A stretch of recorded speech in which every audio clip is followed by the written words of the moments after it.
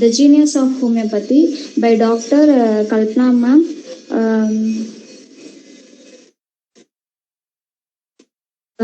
By Dr. Kalpana கென்ட் வந்து எடுத்தாங்க. இப்போ வந்து மேம் வந்து இப்போ செஷன் வந்து ஸ்டார்ட் பண்ணிடுவாங்க. Ma'am you can take the session ma'am. Good evening to all. Welcome to all. I hope you enjoy the morning session. I am going to take the Stuart Plus class today. First of all, philosophy is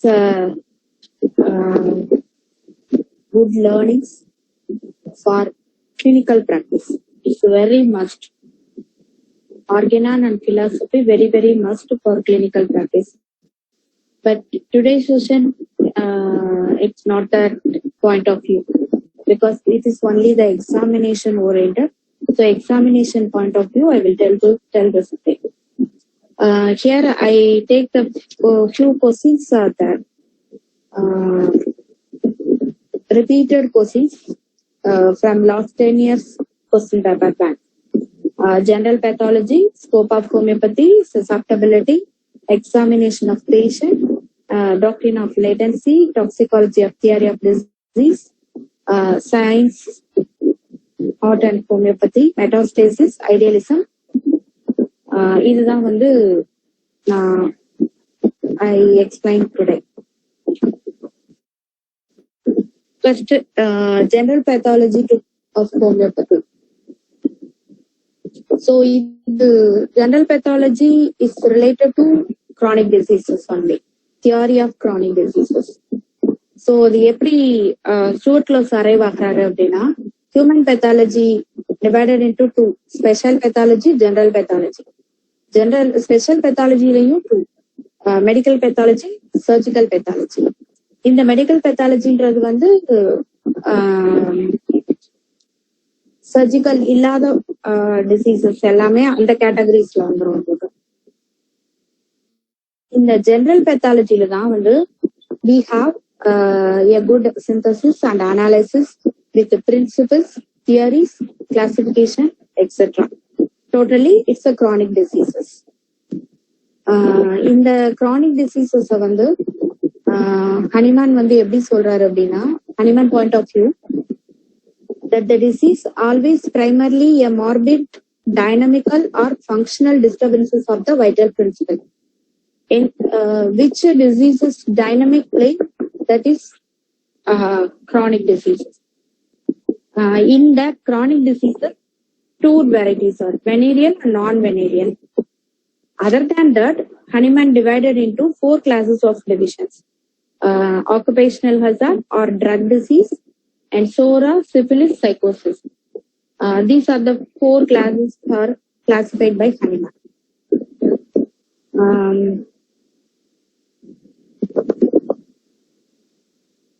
Classification of disease based on etiology and broadcast generalization. In the generalization வந்து based on miasms.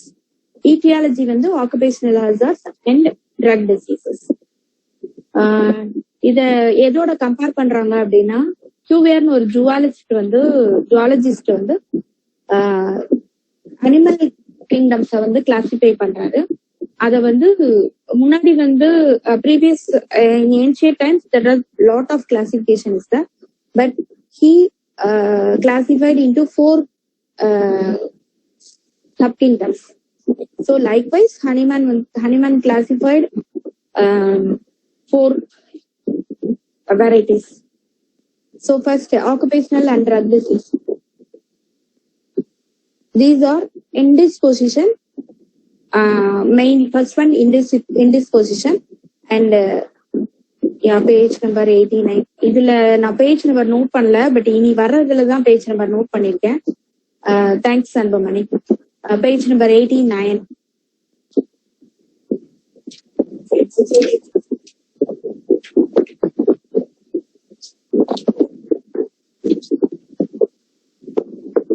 So points என்ன book இருந்ததுன்னா note பண்ணிக்கோங்க. 88ல வந்து second paragraph, homeopathic medical sciences use facts of the universe in general and medical facts in particular from a vitalistic substantialistic standpoint. In the substantialistic standpoint is that means fundamental of life and mind. இது இது எல்லாமே வந்து ஒரு universal லாக்குள்ளதான் வரும். This is the fundamental. This fundamental is the base to everything for life and mind. அதுலயே last 2 lines. In homeopathic philosophy, life and mind are the fundamental varieties of universe. அந்த line note பண்ணிக்கோங்க. Please note it down. The next paragraph, last at the end of the paragraph, Hahnemann pathology via that the disease is always primarily a morbid dynamical or functional disturbances of the vital principle, and that the classification, last line, this is the classification phenomena of disease leads to broadest generalization in pathology and the etiology. Hahnemann's generalization is based upon his new and far-reaching discovery, the existence of living specific infectious microorganism, that is miasm. இந்த point note பண்ணிக்கோங்க. அதுக்கு அடுத்துதான் வந்து கியூவேரோட zoologist பத்தி சொல்லியிருக்காங்க, அதையும் note பண்ணிக்கோங்க. அடுத்த பேராகிராஃப்ல வந்து 4 ஃபண்டமெண்டல் கிளாஸஸ், அதை நோட் பண்ணிக்கோங்க. அதுக்கு அடுத்து வந்து இப்ப ஃபர்ஸ்ட் ஆக்குபேஷனல் ட்ரக் டிசீஸ்ல வந்து டியூ டு நான் ஸ்பெசிபிக் காசஸ், அது வந்து டயட் அண்ட் ரெஜிமெண்டா இருக்கலாம், மெக்கானிக்கல் இன்ஜூரிஸா இருக்கலாம், எனி எக்ஸர்ஷன் ஓவர் எக்ஸர்ஷன்ஸா இருக்கலாம், எனி ஓவர் இன்டெலிஜென்ஸா இருக்கலாம், எமோஷனல் எக்ஸஸாவும் இருக்கலாம். இது எல்லாமே வந்து இன்டிஸ்பொசிஷன். நம்ம இதை ரிமூவ் பண்ணிட்டோம்னா உங்களுக்கு வந்து அது சரியா போயிடும். ஸோ நம்ம வந்து இதுல வந்து ஒன்லி காஸ்ட் ரிமூவல் மட்டும்தான் நம்மளுக்கு படிப்பட. அடுத்தது ஆக்குபேஷனல் ஹசார்ட்ஸ் வர்றப்ப exposure to நாக்சியஸ் influence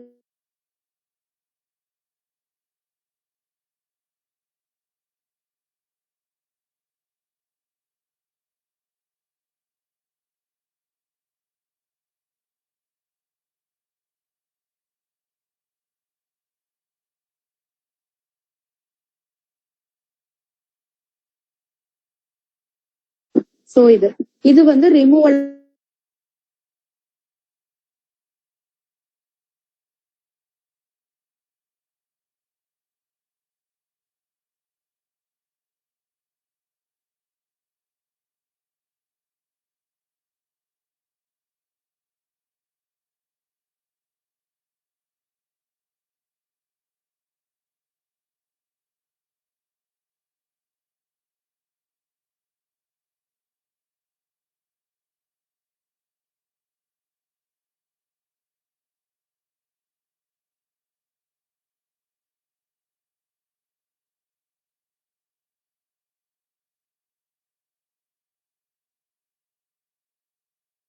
then only Sora. He find out the syphilis.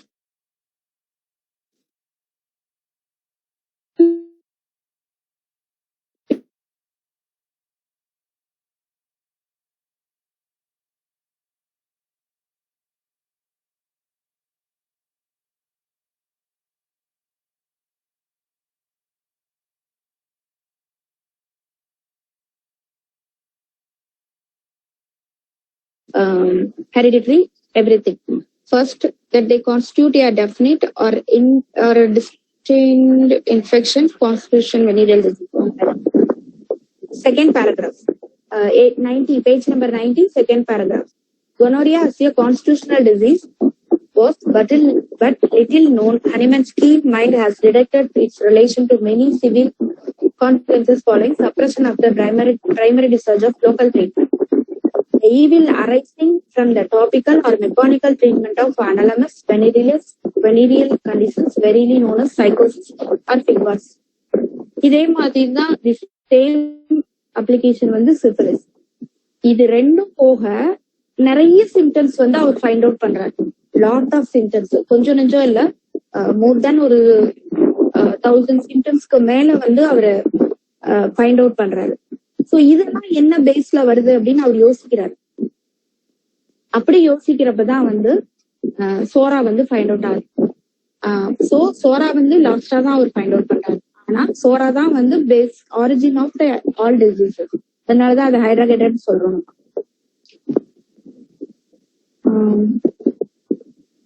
இதுல தேர்ட் பேராகிராஃப்ல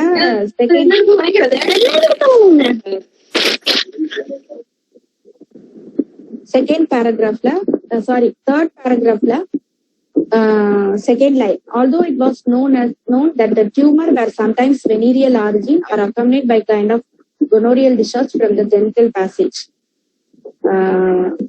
அந்த பேராகிராஃப்ல வந்து சிபிலிஸ்க்கு வர்றது அது சேர்த்துக்கோங்க. அதுக்கப்புறம் வந்து அதுக்கு அடுத்த பேராகிராஃப்ல fifth line, first that they constitute a definite and distinct infections constitutional venereal disease clearly distinguishable from syphilis on the one hand and the simple non-specific urethritis on the other, and the second that it was due to the presence of specific living microorganisms. இந்த microorganisms தான் வந்து மோனோகாக்கை சொல்றாங்க. இதுக்கப்புறம் தான் வந்து அது மயாசம்ஸா convert ஆகுது. இதை வந்து சப்ரஸ் பண்றதுனால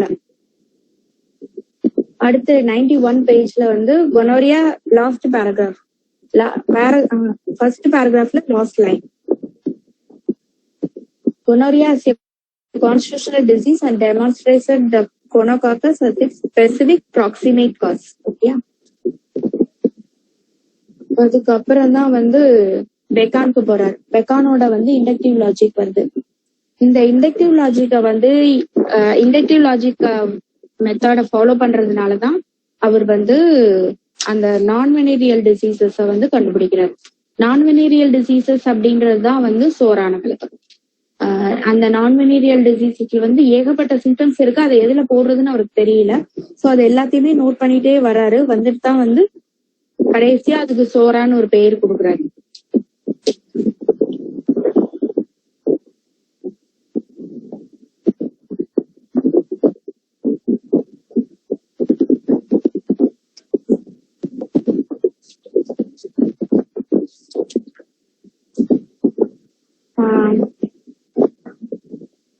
இந்த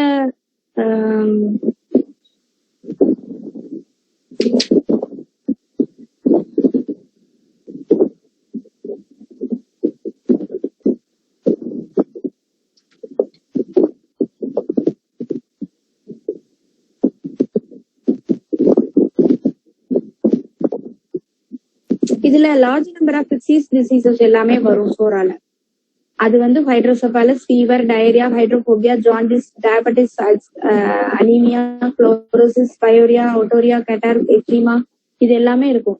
நீங்க அவரோட கிளாசிபிகேஷன் ஒரு 444 சிம்டம்ஸ் வந்து அவரோட கிளாசிபிகேஷன் இருக்கு. அந்த அதுல வந்து சோராவோட சிம்டம்ஸ் எல்லாத்தையும் வந்து அவரு அரைவ் பண்ணிருப்பாரு. அதுல வந்து கேன்சர் கூட வந்து குத்திருக்கும். அதுவுமே அண்டர் சோரால தான் வரும். சோ இதுல கொடுத்திருக்கிறதெல்லாம் வந்து அந்த மாதிரிதான். ஹைட்ரோசெபாலஸ், ஹைட்ரோபோபியா இதெல்லாம் வந்து எப்படி சோரால வரும் அப்படின்னு யோசிக்காதீங்க.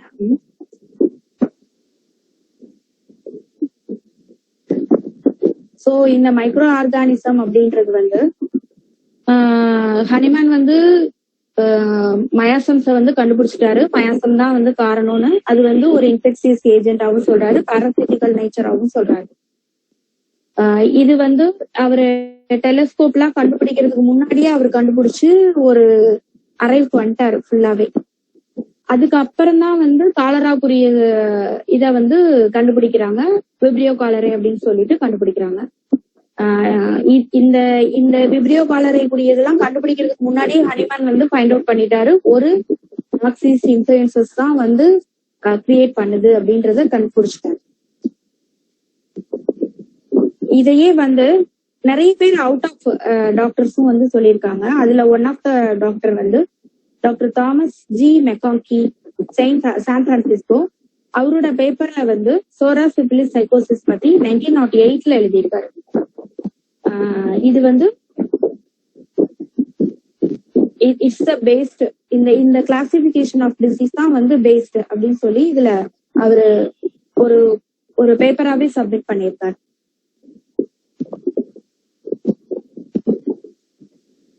இது எல்லாமே வந்து தியரி ஆஃப் கிரானிக் டிசீஸ் பேஸ்ல தான் வர்றது. அடுத்து 93ல வந்து மாடர்ன் பாக்டீரியாலஜிக்கல் சயின்ஸ், அதுல வந்து ஃபர்ஸ்ட் 3 லைன் வந்து important. Hahnemann reached more than half a century before in regard to the nature and cause of the certain forms of the disease. It has accomplished much in the way of prophylaxis, sanitation and hygiene through. இத பொறுத்துதான் வந்து நம்மளோட cure of diseases வந்து நம்ம decide பண்ண முடியும் அப்படின்றது இதுல சொல்றாங்க. பட் இந்த ஃபர்ஸ்ட் 3 லைன் வந்து இம்பார்ட்டன்ட், அதை நோட் டவுன் பண்ணிக்கோங்க. அதுக்கு அடுத்து வந்து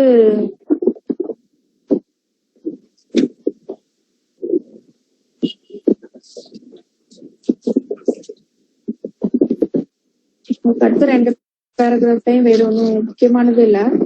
அடுத்து 95ல வந்து மயாசம் லாஸ்ட் லைன், அது மேல இருக்கிறது எல்லாமே மயாசத்தோட டெஃபினிஷன்ஸ் தான் வரும். அதுலதான் வந்து ஒன்னு derived from 3 primary infectious parasitic sources ன்னு சொல்லியிருப்பாங்க. லாஸ்ட் பேராகிராஃப்ல வந்து putrescent organic matter, animal or vegetable and sometimes effluvia arising from the bodies of those affected by certain disease, some of the regarded infectious and others not. இது ஒரு definitions, இதையும் note பண்ணிக்கோங்க. அதுக்கப்புறம் medical dictionary London 1819ல வந்து மயாஸ்மா பத்தி ஒரு dictionary explanations கொடுத்துருக்காங்க. அதுதான் அந்த பேராகிராஃப்ல சொல்லியிருக்காங்க. It's an aerial fluid combined with atmospheric air and not dangerous unless the air be loaded with it அப்படின்னு சொல்லியிருக்காங்க. அப்புறம் கண்டேஜியன் ஆர் இன்ஃபெக்ஷன்ஸ் இதெல்லாம் வந்து உங்களுக்கு தெரியும்.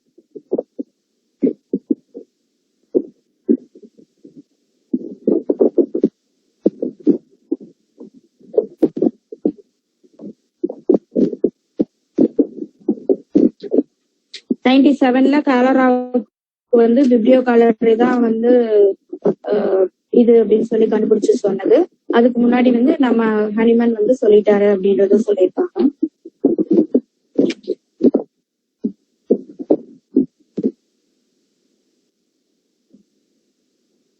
அதுக்கப்புறம் கோச் கண்டுபிடிச்ச டியூபர்குலோஸ் பேசிலஸ், இது எல்லாமே வந்து அடுத்த பேராகிராஃப்ல. ஆனா இதுக்கு முன்னாடியே வந்து மைக்ரோஸ்கோப்லாம் கண்டுபிடிச்ச அது டெவலப் ஆகாத காலகட்டத்திலேயே வந்து ஹனிமன் சொல்லிட்டாரு, ஒரு மைக்ரோ ஆர்கானிசம்ஸ் தான் வந்து இதை வந்து ப்ரொடியூஸ் பண்ணுது, அதுக்கு பேரு மயாஸ்மா அப்படின்னு சொல்லிட்டாரு. அதுக்கப்புறம் கீழே drug and occupational disease, infectious venereal disease, all other natural chronic diseases.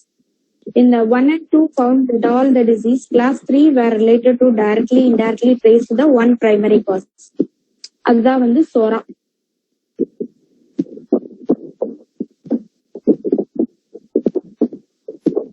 Hahnemann சோரா வந்து எப்படி சொல்றாரு அப்படின்னா, 4000 இயர்ஸ்க்கு முன்னாடியே வந்து சோரான்றது இருந்துச்சு, பைபிள் காலம் தொட்டதே இருந்தது. பைபிள்ல வந்து மோசஸ் அப்புறம் அந்த அவரோட ஃபாலோயர்ஸ் அவங்க எல்லாம் வந்து அந்த ஈச் கேட்டகரிஸ வந்து வேற வேற ஃபார்மேட்ல வந்து வேற வேற வேர்ட்ல சொல்லியிருக்காங்க அப்படின்றத மென்ஷன் பண்ணிருக்காங்க இதுல.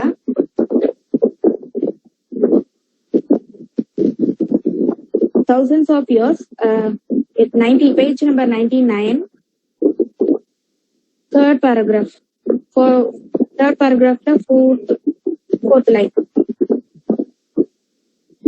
4,000 of years, Hahnemann says, it has disfigured, tortured mankind, and during the last centuries, it has become a cause of thousands of incredible different acute as well as chronic non-venereal diseases, which civilized portion of mankind becomes more and more infectious. இதுதான் சொன்னது. அதுக்கு அடுத்து doctrine of latency, இது வந்து உங்களுக்கு ஒரு short கொஸ்டின்ஸாவும் வரும். So doctrine of latency வந்து ஒவ்வொரு மயாசம்ஸ்க்குமே வந்து ஒரு லேட்டன்ட் சிம்டம்ஸ் இருந்துகிட்டே தான் இருக்கும். இதையும் வந்து ஹனிமன் தான் ஃபர்ஸ்ட் கண்டுபிடிச்சிருக்காரு லேட்டன்சிய. எப்படின்னா ஒரு டிசீஸ் ஒரு சிப்லிஸ் இல்லைன்னா வந்து சைக்கோசிஸ் இருக்கு அப்படின்னா நம்ம சிப்லிஸ வந்து கியூர் பண்ணிட்டோம் அப்படின்னு நீங்க நினைச்சாலும் அதோட லேட்டன்ஸ் வந்து அது இருந்துகிட்டே தான் இருக்கும். அதுக்கு எப்போ ஒரு என்விரான்மெண்டல் ஒரு மென்டல் ட்ராமா, சிக்கல் ட்ராமா, ஒரு க்ரானிக் டிசீஸ், ஒரு அக்யூட் டிசீசஸ் எக்ஸாஸ்டட் ஆகுது, இதுல எல்லாம் வந்து இந்த லேட்டன்ட் சோரா வந்து லேட்டன்ட் சிம்டம்ஸ் வந்து அரைஸ் ஆக ஆரம்பிக்கும். சோ இதுதான் வந்து லேட்டன்சி அப்படின்னு சொல்றது. இது வந்து ஒவ்வொன்றுக்குமே இருக்கும். Until the circumstances awaken the disease slumbering within the developed germs. இந்த பாயிண்ட் தான் இதுல முக்கியமானது. லேட்டன்சி டாக்டரின் ஆஃப் லேட்டன்சி தான். சோ இந்த பாயிண்ட நோட் பண்ணிக்கோங்க.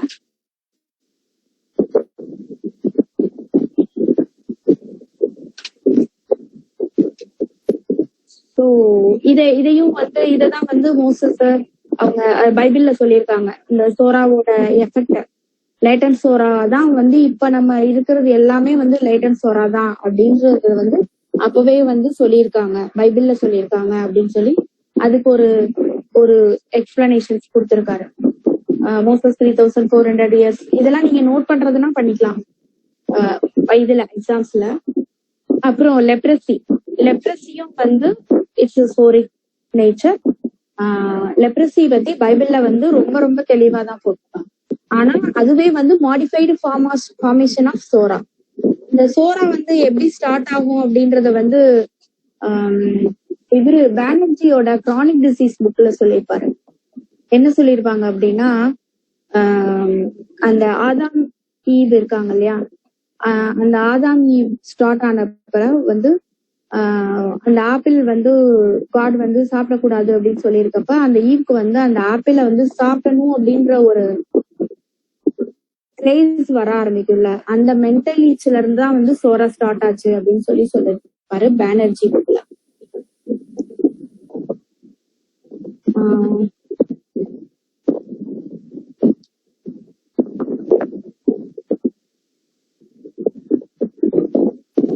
அந்த லெப்ரஸியோட நேச்சரை பத்தி தான் அதுல சொல்லியிருக்காங்க. இன்வெர்டிலேட் ஈச் அண்ட் வயலண்ட் இச்சிங் இருக்கும் அப்படின்னு சொல்லியிருக்காங்க. பெக்யூலியர் கேரக்டரிஸ்டிக்னா வலச்சுவஸ் இச்சிங், அதுதான் வந்து அதுல பெக்யூலியர் கேரக்டரிஸ்டிக். அதுக்கப்புறம் செயின்ட் ஆண்டனிஸ் ஃபயர், இதுவுமே வந்து லெப்ரஸியோட லேட்டன்ட் அப்படின்றது செயின்ட் ஆண்டனிஸ் ஃபயர். அதுக்கப்புறம் மெட்டாஸ்டேசிஸ்.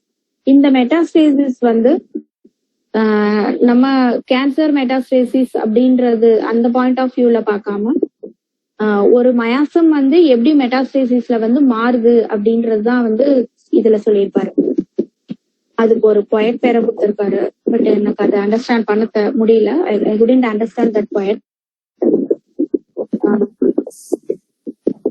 அந்த பொயட்க்கு கீழே சோரா has thus become the most infectious and most general in all chronic diseases. The disease by metastasis from the skin caused by external palliative treatment attacks the internal organs and causes multitude of chronic disease. அதுக்கு அந்த ஒரு சோரா இச்ச வந்து நம்ம ஒரு topical applications போட்டு suppress பண்றதுனால, சப்ரஸோ பாலியேஷனோ பண்றதுனால அது வந்து most internal vital organs affect பண்ணுது. இதுதான் மெட்டாஸ்டேசிஸ் அப்படின்றதுதான் வந்து இந்த ஸ்டூவர்ட் க்ளோஸோட டெஃபினிஷன்ஸ். அடுத்த பேராகிராஃப்ல third line, it would seem that the physician who dreads fully realize the danger of repercussion or metastasis of the eruption of acute measles, scarlet fever, well-known serious and fatal consequences in brain, kidney, இதுல எல்லாத்துலயும் வரும், lungs எல்லாத்துலயும் வரும். இத வந்து எம்பாலிசமோட வந்து connect பண்ணிருக்காங்க. எப்படின்னா, இப்ப எம்பாலிசம் அப்படின்றது வந்து ஒரு பிளட் வந்து கிளாட் ஆகி மூவ் ஆகுறது, அதானே எம்பாலிசம். அதே மாதிரி தான் வந்து 102 பேஜ் நம்பர் எம்பாலிசம் சொல்றது. Is the impaction in some part of the vascular system of any undissolved material brought there by blood current. The material transported in this method is an embolus. அந்த embolus ஃபார்மேட்ல அது போய் heart affect பண்ணும். Metastasis is the transference of disease from one part to another part, not directly connected with it. இதுதான் வந்து சொல்றாங்க. இதுலயே வந்து செகண்ட்ல வந்து இது வந்து ஃபர்ஸ்ட் பாயிண்ட். செகண்ட் பாயிண்ட்ல வந்து tumour cells, emboli composed of living cells capable of further proliferation occurs in connection with malignant tumors, carcinoma, இது எல்லாமே வந்து sarcoma, isolated tumors, ஒரு group of cells indirectly through the lymphatics. இது வந்து lymphatics வழியா வந்து மெட்டாஸ்டேசிஸ் போகுது அப்படின்னு சொல்லியிருக்காங்க. அப்புறம் அனிமல் அண்ட் வெஜிடபிள் பாராசைட்ஸ்ல வந்து bacterias of various kinds well protozoa embryos மூலமா வந்து கடத்தப்படுது. இதுவுமே வந்து இந்த டிரான்ஸ்போர்ட்டுமே by the circulation and the act of emboli. இதுதான் வந்து மெட்டாஸ்டேசிஸ்ல நீங்க வந்து கோட் பண்ண வேண்டியது. இதுல லாஸ்ட் மெட்டாஸ்டேசிஸ்ல லாஸ்ட் பேராகிராஃப்.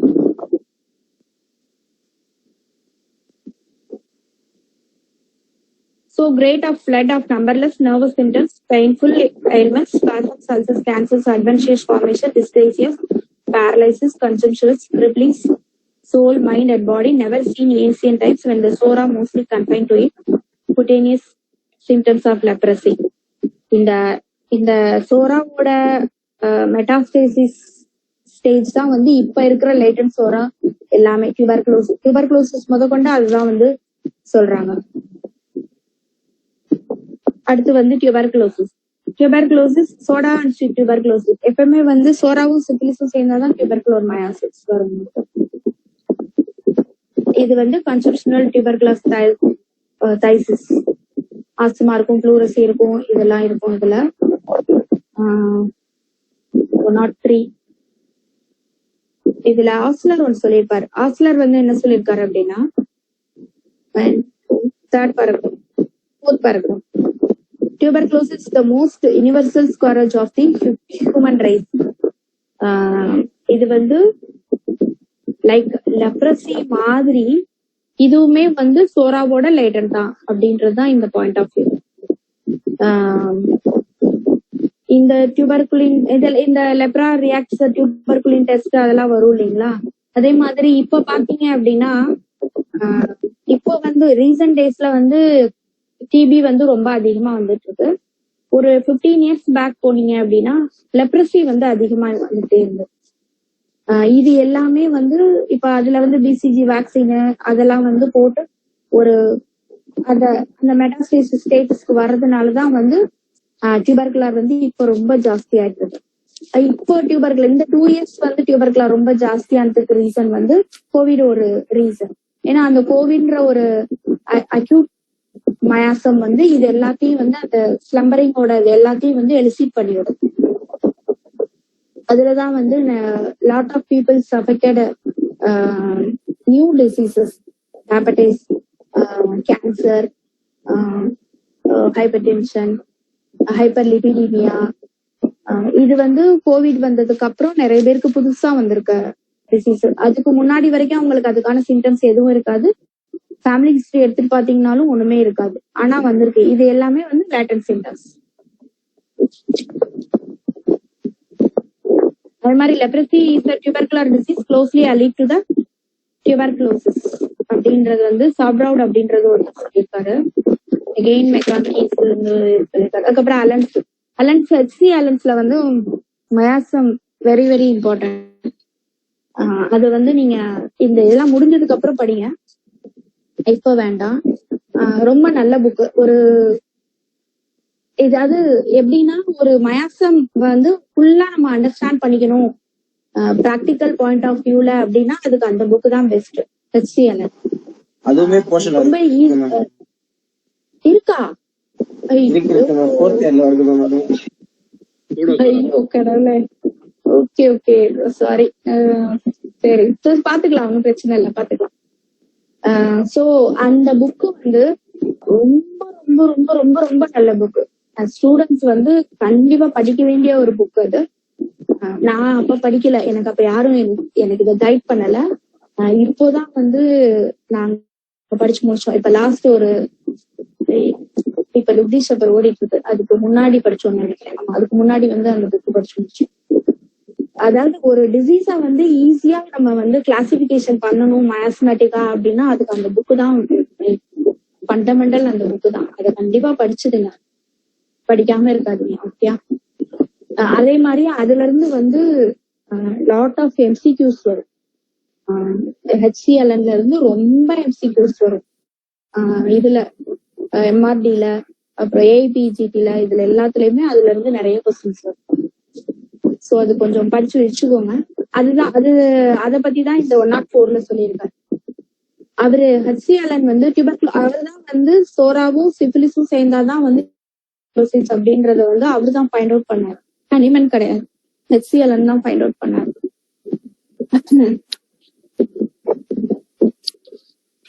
ஒரே நிமிஷம்.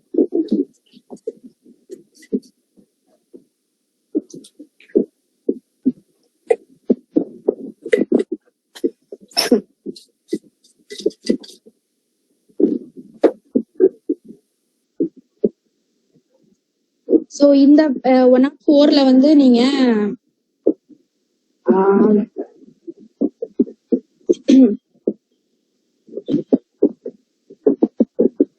tuberculosis or SORA as a fundamental causes giving rise to many secondary forms of disease.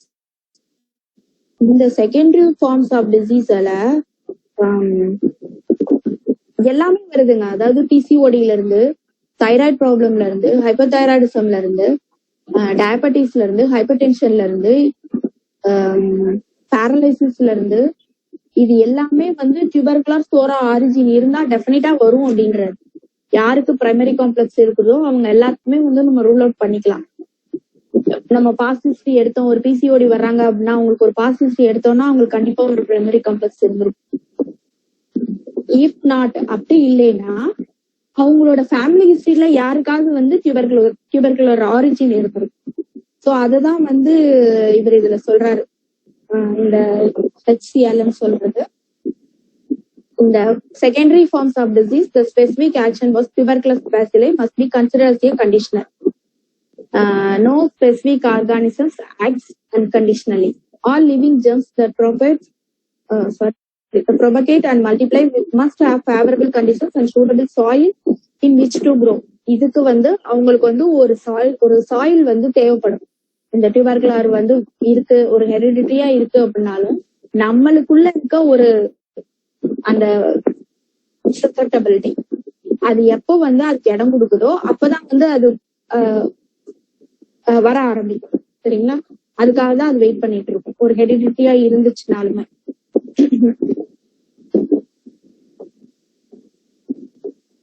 So at the paragraph, the pyogenic organism may originate in the teeth, mouth, pharynx, tonsils, nose, ears, even lungs themselves in the skin.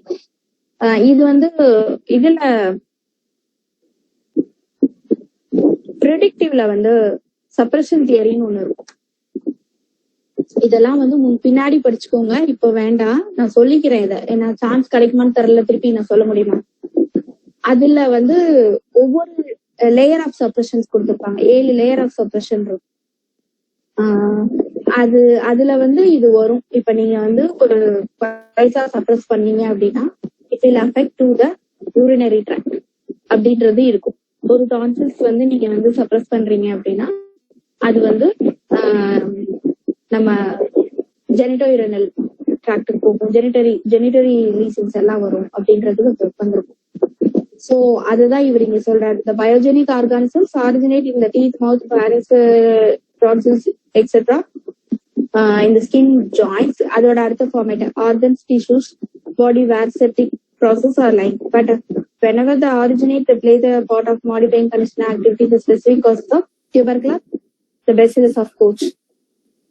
அதுக்கப்புறம் வந்து அதுக்கு அடுத்த paragraph பாத்தீங்கன்னா இதுல இந்த 2 இதுலயும் அதிகமா இல்ல. அதுக்கு அடுத்து டாக்ஸிகாலஜி தான். டாக்ஸிகாலஜிக்கல் தியரி ஆஃப் டிசீஸ் வந்து life is a state of existence has been defined as a continuous adjustment of internal to the external relations. இதுதான் வந்து யுனிவர்சல் லா. அதாவது நம்ம தகவமைத்துக்கிறது அப்படின்றது ஒரு வார்த்தை இருக்கும் இல்லைங்களா, அடாப்டேஷன் அப்படின்றது, அதுதான் வந்து இது இந்த பேராகிராஃப்ல சொல்லியிருக்கிறது.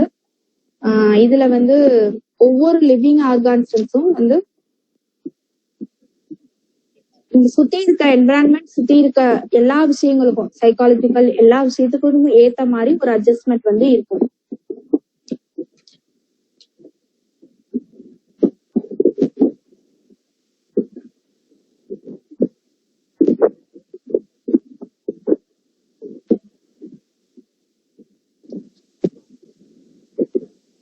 எல்லா ட்ரக்ஸ்லயுமே ஒரு டாக்ஸிக் ப்ராப்பர்ட்டிஸ் இருக்கதான் செய்யும், இல்லாம இருக்காது. இந்த டாக்ஸிக் ப்ராப்பர்ட்டிஸ அதே மாதிரிதான் எல்லா டிசீஸ்லயும் ஒரு டாக்ஸிக் ப்ராப்பர்ட்டிஸ் இருக்கு. அதுதான் நம்மளுக்கு சிம்டம்ஸா நம்மளுக்கு வெளிப்படுறது. இததான் இங்க சொல்லியிருப்பாங்க இந்த பேராகிராஃப்ல. ஃபர்ஸ்ட் செகண்ட் பேராகிராஃப்ல the specific exciting or efficient cause of the disease are all actually relatively external to the organisms. அது உள்ள போயிட்டு அதுக்குரிய வேலையெல்லாம் பார்த்து அது ஒரு டாக்ஸின்ஸை ப்ரொடியூஸ் பண்ணி தான் டிசீஸை உருவாக்குது. So vital reaction of the living organism to the influence of an agent inimical to welfare. In other words, disease is primarily morbid dynamical disturbances of the vital principle or vital power. இந்த dynamic disturbances தான் very very important. இவரோட point of வியூல, Stuart க்ளோஸோட point of வியூல இந்த dynamic plane, டிசீஸும் dynamic பிளேனா இருக்கணும், ட்ரக்கும் டைனமிக் பிளேனா இருக்கணும். அதுதான் இவரோட பாயிண்ட் ஆஃப் வியூல எல்லாத்துலயுமே வரும்.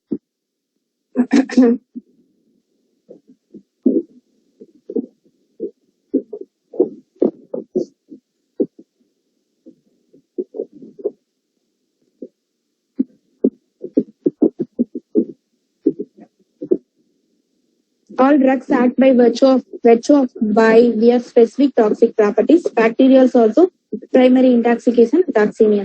Pathologiesலயும் அதே மாதிரிதான். ஒவ்வொரு pathologiesலயும் ஒரு டாக்ஸிக் ப்ராப்பர்ட்டிஸ் வெளிப்படும்.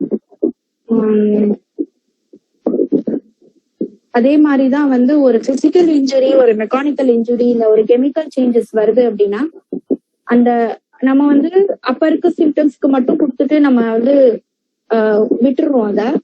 பட் அப்படி விடாதீங்க அப்படின்ற சொல்றாங்க. ஏன்னா அதோடைய எஃபெக்ட் அடுத்து வரும் பின்னாடி. அதுக்கு அடுத்து போக ஏதாவது ஒரு ஃபார்மேட்ல வெளிப்படும். ஒரு 2 years 3 years அவங்க ஏதாவது ஒரு ஹார்ட் ஒர்க்ல ஈடுபடுறாங்க அப்படின்றப்ப அது வெளிப்படும்.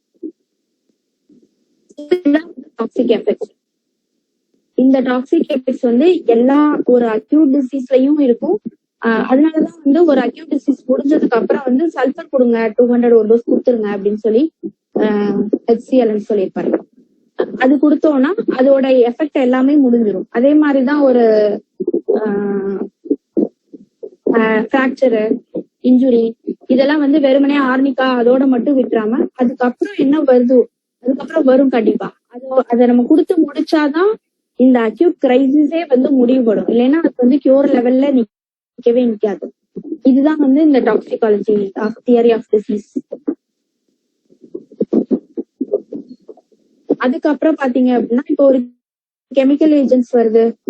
அதுக்கு கெமிக்கல் ஏஜென்ட்ஸ், அந்த கெமிக்கல் பாய்சனிங், அதுக்குரிய அக்யூட் சிம்டம்ஸ்க்கு இப்ப ரிமூவல் ஆஃப் பண்ணிடுறாங்கன்னு வச்சுக்கோங்க. மெக்கானிக்கலா அதை ரிமூவல் பண்ணிடுறாங்க. பட் ரிமூவல் பண்ணாலும் அந்த பாய்சன் உள்ள போய் அந்த குளுக்கோசா எல்லாத்துலயுமே அது படிஞ்சிருக்கும். சோ அதோட டாக்ஸின்ஸ் அப்பப்ப ரிலீஸ் ஆகிக்கிட்டே தான் இருக்கும். நம்ம அதுக்கு நம்ம மெடிசின்ஸ் கொடுக்கணும். இதான் டைனமிக் டிஸ்டர்பன்சஸ் அப்படின்றது. ஒரு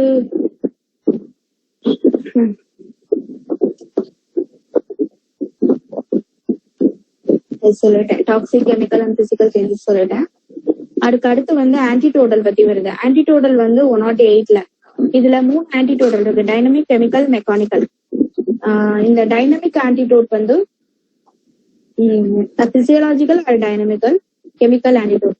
இந்த டைனமிக் ஆன்டிடோட் எப்படி அப்படின்னா இன்டைரக்ட்லி அப்பான் த பாய்சன். இதுதான் நம்ம பண்றது. டைனமிக் ஆன்டிடோட் அப்படின்றதுதான் நம்ம பண்றது. ஒரு toxic substance an antidote in the physiological or dynamical sense is a toxic substance which by virtue of its dynamical affinity for another toxic substances has the power to neutralize that substance and remove its effect. ஒரு toxic substance இன்னொரு toxic substance மேல போய் வேலை செஞ்சு அதை neutralise பண்ணி அதோட பவரை ரெடியூஸ் பண்றது. அதுதான் டைனமிக். இதுதான் கான்ஸ்டியூட்ஸ் கியூர். அடுத்து physiological antidoting taken place between the drugs according to the law of repulsion of similars. ரெண்டுமே அந்த அந்த இதுக்குள்ளதான் இருக்கும். சிமிலிமம் கொடுத்து பண்றோம் இல்லைங்களா, அதே மாதிரிதான் இதுவும். சிம்டம் சிமிலாரிட்டி, அதுதான் வந்து போனிகாசன் சொல்லியிருக்காரு. That is similia similibus curentur. இந்த கெமிக்கல் ஆன்டிடோட்ஸ் வந்து ஃபர்ஸ்ட் மெக்கானிக்கலா அதை ரிமூவ் பண்ணிடணும். ரிமூவ் பண்ணதுக்கு அப்புறம் வந்து நம்ம டைனமிக்கல் எஃபெக்டோட அந்த பாய்சனோட டைனமிக் எஃபெக்ஷன்ஸை பார்த்து நம்ம டைனமிக்கலா அதை ஆன்டிடோட் பண்ணணும், இந்த கெமிக்கல் ஆன்டிடோட்ஸ் அப்படின்றது. ஆனா அதை ஃபர்ஸ்ட் மெக்கானிக்கலா ரிமூவ் பண்ணணும்னா அது பண்ணிதான் ஆகணும் கண்டிப்பா. அடுத்து மெக்கானிக்கல் ஆன்டிடோட்ஸ் வந்து இன்ஜுரி இதெல்லாம் இதுக்கு கீழே வர்றது. இதுல வந்து நம்ம அதுக்குரிய அந்த ரிப்பேர்மெண்ட்டை பண்ணிட்டு அதுக்கு அடுத்து இப்ப அந்த பேஷண்ட் வந்து இப்போ ஒரு இன்ஜுரி, ஒரு ஆக்சிடென்ட் இந்த மாதிரி வந்திருக்கு அப்படின்னா அவனுக்கு ஃபர்ஸ்ட் ஒரு ஷாக் வந்திருக்கும், ஒரு பயம் வந்திருக்கும். இது எல்லாமே அது உள்ளதானே இருக்கும் நம்மளுக்கு. அதை அவங்க வந்து கியூர் பண்ண முடியாது, அது அவங்களுக்கு மெடிசின் சொல்ல முடியாது. ஃபிராக்சர்னா அவங்க வந்து ஒரு இது பண்ணுவாங்க, ஒரு பிஓபி அப்ளை பண்ணுவாங்க, இல்ல ஒரு சர்ஜரி பண்ணுவாங்க, இந்த மாதிரி ஏதாவது இருக்கும். பட் அந்த மைண்ட் ரீதியான ஒரு இன்புட் இருக்கு இல்லைங்களா, அதோடைய பாதிப்பு வந்து அதோடைய இது வந்து இருந்துட்டே தான் இருக்கும். நம்ம வந்து அதை டைனமிக்கலா வந்து ரிமூவ் பண்ணணும். இதுதான் இந்த 3 ஆன்டிடோடலோட வெரைட்டிஸ்.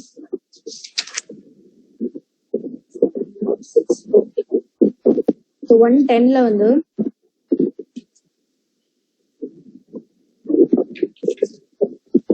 அப்புறம் 109ல வந்து எல்லாமே சிஸ்டமிக். அதாவது ஒரு சிஸ்டம் இருந்தா அது சயின்டிபிக்கா இருக்கணும். Scientific must be capable of including explaining, அதை பத்தி எக்ஸ்பிளைன் பண்ண தெரிஞ்சிருக்கணும்.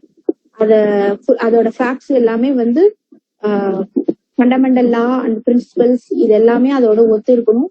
இதெல்லாம் இருந்தாதான் வந்து அந்த சயின்ஸா நம்ம எடுத்துக்க முடியும். The true science of pathology is able to explain all the symptoms of disease, final, subjective, individual symptoms, functional, organic எல்லாமே அதுல கொடுத்துருவாங்க. இதே a true science of therapeutics வந்து must correspond the connect at every point with it related to the science of pathology. Is capable of adaptation, application, needs individual cases of disease. அந்த therapeutics வந்து individual cases of needsக்கும் வந்து நம்ம சொல்லணும் explanation அவங்களுக்கு. இதுதான் வந்து symptom similarity வருது. பேத்தாலஜியும் வந்து நம்ம எக்ஸ்பிளைன் பண்ணணும். அடுத்து 110ல வந்து சிஸ்டமைஸ்ட் நாலேஜ், அதாவது செகண்ட் பேராகிராஃப்ல 5th line, systemized knowledge of the phenomena of disease constitutes the science of pathology. Systemized knowledge of phenomena of drug constitutes the science of pharmacology. Systemized knowledge of laws and principles and methods which connect two sciences constitutes the science of therapeutics. இதுதான் வந்து therapeutics. அதாவது ரெண்டு method of இதை வந்து join பண்ண இது நீங்க வந்து கோட் பண்ணலாம். அப்புறம் இன்னொரு விஷயம், அதாவது இப்போ உங்களுக்கு கொஸ்டின் பேப்பர்ல வந்து எக்ஸாமினேஷன் ஆஃப் பேஷண்ட் வருதுன்னு வச்சுக்கோங்களேன், நீங்க வந்து இதுல இருந்து மட்டும் எழுதாதீங்க, எல்லாமே கோட் பண்ணி எழுதுங்க. நேற்று சொன்னாங்கல்ல இவங்க ஹெச்ஏ ராபர்ட்ஸ், சண்முகப்பிரியா சொன்னது, அப்புறம் வந்து ஹனிமன் சொன்னது 83 to 105 இந்த மாதிரி. ஆனா according to Hahnemann says, according to சோட்லோஸ், அக்கார்டிங் டு கெண்ட் இப்படின்ற அந்த ஹெட்டிங்ல போட்டு உள்ள மட்டும் நீங்க எழுதிட்டீங்கன்னு வைங்களேன், மார்க்ஸ் வந்து போட்டுட்டே போயிட்டே இருப்பாங்க. இன்னொன்னு கீ பாயிண்ட்ஸ் தான் வந்து அவங்க எதிர்பார்ப்பாங்க, அவங்களுக்கு ரொம்ப உள்ள வந்து பாக்குறதுக்குலாம் டைம் இருக்காது. சோ அந்த கீ பாயிண்ட்ஸை மட்டும் நல்லா தெரிஞ்சதுன்னா, இப்ப ஸ்டோர் க்ளோஸ் தான் சொல்லியிருக்காரு அப்படின்னு நல்லா தெரிஞ்சதுன்னா அண்டர்லைன் பண்ணிடும். அண்டர்லைன் பண்ணி விட்டுட்டீங்க அப்படின்னா ஆட்டோமேட்டிக்கா வந்து உங்களுக்கு அதை பார்த்த உடனே வந்து ஓகே ஃபுல்லா படிச்சிருக்கு அப்படின்னு சொல்லி மார்க் போட்டு போயிட்டே இருப்பாங்க. எல்லாத்துக்குமே அப்படிதான், லா கியூர்னு கேட்டாலும் சரி, எல்லாத்துக்குமே வந்து எல்லார பத்தியும் எதை பத்தியும் நீங்க எழுதலாம். நீங்க வந்து ஜஸ்டிஃபை தான் பண்ண போறீங்க ஒரு கொஸ்டின்குரிய இந்த ஆர்குமெண்ட் அண்ட் பிலாசபி ரெண்டுலயுமே வந்து ஜஸ்டிஃபை தான் நிறைய வரும். ஒரு டெஃபினிஷன்ஸ் அப்படின்றது வந்து ரொம்ப ரேர் அக்கேஷன்ஸ், 2 மார்க்ஸ் அதுலதான் கேட்பாங்கன்னு நினைக்கிறேன். இது எல்லாமே வந்து ஜஸ்டிஃபைல தான் வரும். சோ அதனால நீங்க என்ன வேணாலும் சொல்லி ஜஸ்டிஃபை பண்ணலாம், ஆனா கரெக்டா பண்ணணும், அதாங்க மேட்டர். So 109 சொல்லிட்டேன். இப்போ 110 சொல்லிட்டேன். அதுக்கு அடுத்து வந்து 110ல வந்து 1, 2, 3, 4 5வது paragraph. Every agent R stimulus external to the organism which has power to excite a vital reaction in the organisms, comes legitimately under the universal law and may be applied for therapeutic purpose in accordance therewith when the calories of the law are known. நம்மளோட ஒவ்வொரு ஏஜென்ட்டுக்குமே நம்மளோட medical இது எல்லாத்துக்குமே ஒரு stimulus இருக்கு. இது வந்து பின்னாடி வரும். உங்களுக்கு என்னென்ன வரும் அப்படின்னா, என்னமோ வருது யூடியூப். இது என்ன பண்ணணும், அக்செப்ட் பண்ணணுமா டெக்ளைன் பண்ணணுமா?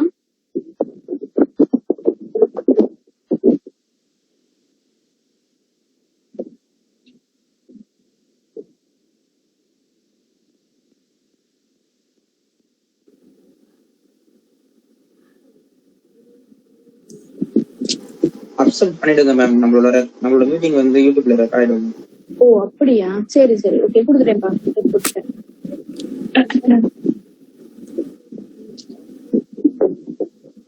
அதுக்கப்புறம் அடுத்து இடியோசின்கிரசி போயிடலாம்ப்பா. இடியோசின்கிரசி வந்து 3 நாளா எல்லாருமே சொல்லிட்டு இருக்காங்க. சசப்டபிலிட்டி வந்து ரொம்ப ஹையா இருக்கும், எல்லாத்தையும் வந்து ப்ரூவ் பண்ணிடுவாங்க. இதெல்லாம் வந்து உங்களுக்கு சொல்லிட்டாங்க ஏற்கனவே.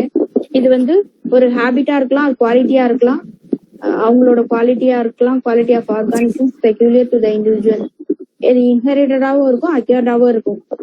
அம்மாக்கு இது இருந்தது, பாட்டிக்கு இருந்தது, கிராண்ட் ஃபாதர் இவங்களுக்கு இருந்ததுனால இவங்களுக்கு வந்தது அப்படின்றதும் இருக்கும். சடனா அக்யூர்டாவும் வரும். Over sensitiveness to some drugs, some இந்த மொலாஸ்க், செல்ஃபிஷ், அப்புறம் நிறைய இருக்கு, கோவா, இந்த மாதிரிலாம் வந்து இடியோசின்கிரசிஸ் நிறைய இருக்கும்.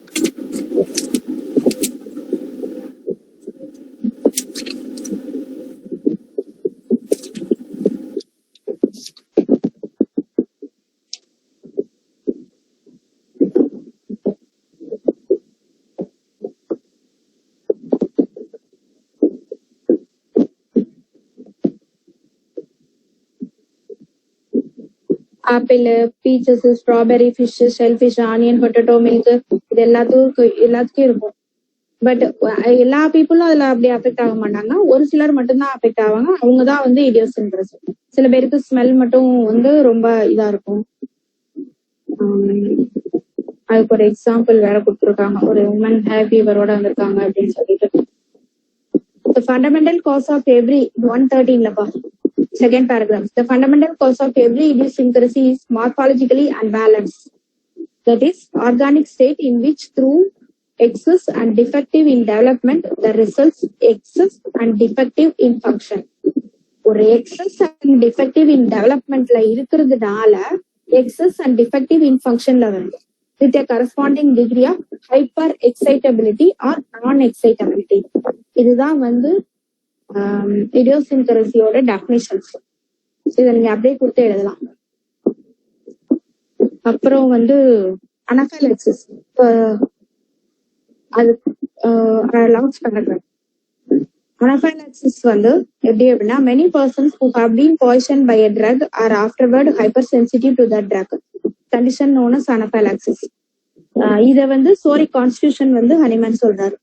அனஃபைலாக்சிஸ் எப்படின்னா, இப்போ ஒரு சிலர் வந்து இப்ப நேத்து சனுப்பிரியா சொன்னாங்கல்ல, ரெஸ்டாக்ஸ் வந்து எடுத்துக்கிட்டா வந்து அவங்களுக்கு வந்து அந்த ரஸ் பிளான்ட் கிட்ட போட்டாலே அவங்களுக்கு ஏதாவது ஒண்ணு இதாயிடும் அப்படின்னா, அப்ப அவங்களுக்கு வந்து நம்ம ரெஸ்டாக்ஸ் கொடுக்குறோம் அப்படின்னு. இதே மாதிரி ட்ரக் வைஸ் வந்து ஒருத்தர் வந்து எடுத்துக்கிட்டு இருந்தாங்க அப்படின்னா அந்த ட்ரக்குக்கு சில பேர் அந்த சென்சிட்டிவ்னஸ் வந்து நம்ம கண்டுபிடிச்சு வச்சுக்கணும். நம்மளோட கிரானிக் பேஷண்ட்ஸ், ரெகுலர் பேஷண்ட்ஸ்னா அது நம்ம கண்டுபிடிச்சு வைக்கலாம் கண்டிப்பா. இதுதான் வந்து அனஃபைலாக்சிஸ். இது வந்து அபியூஸ் ஆஃப் ட்ரக்னு சொல்லலாம். நம்மளை கேட்காமையே போடுறது, இந்த மாதிரிலாம் இருக்கும், நிறைய பண்ணுவாங்க இதெல்லாம். இது ஃபெமிலியர் எக்ஸாம்பிள் இந்த susceptibility of rhus tox or ivy poisoning. அதாவது ஒரு டைம் அந்த இதுக்கு வந்து பாய்சன் ஆயிடுச்சு அப்படின்னா எவ்ரி டைம் அந்த ட்ரக் நம்ம கொடுக்குறப்ப நம்ம கேர்ஃபுல்லா தான் அவங்களுக்கு கொடுக்கணும். அவங்களுக்கு இண்டிகேட் ஆகுதுன்னா கூட வந்து ரொம்ப டைல்யூஷன்ல 0/1லயுமே வந்து 3rd கப் 4th கப் அந்த மாதிரி இல்ல அப்படின்னா ஒரு சி பொட்டன்சியை வந்து 6th கிளாஸ் அந்த 3rd கிளாஸ் அந்த மாதிரி அப்படிதான் நம்ம கொடுக்கணும்.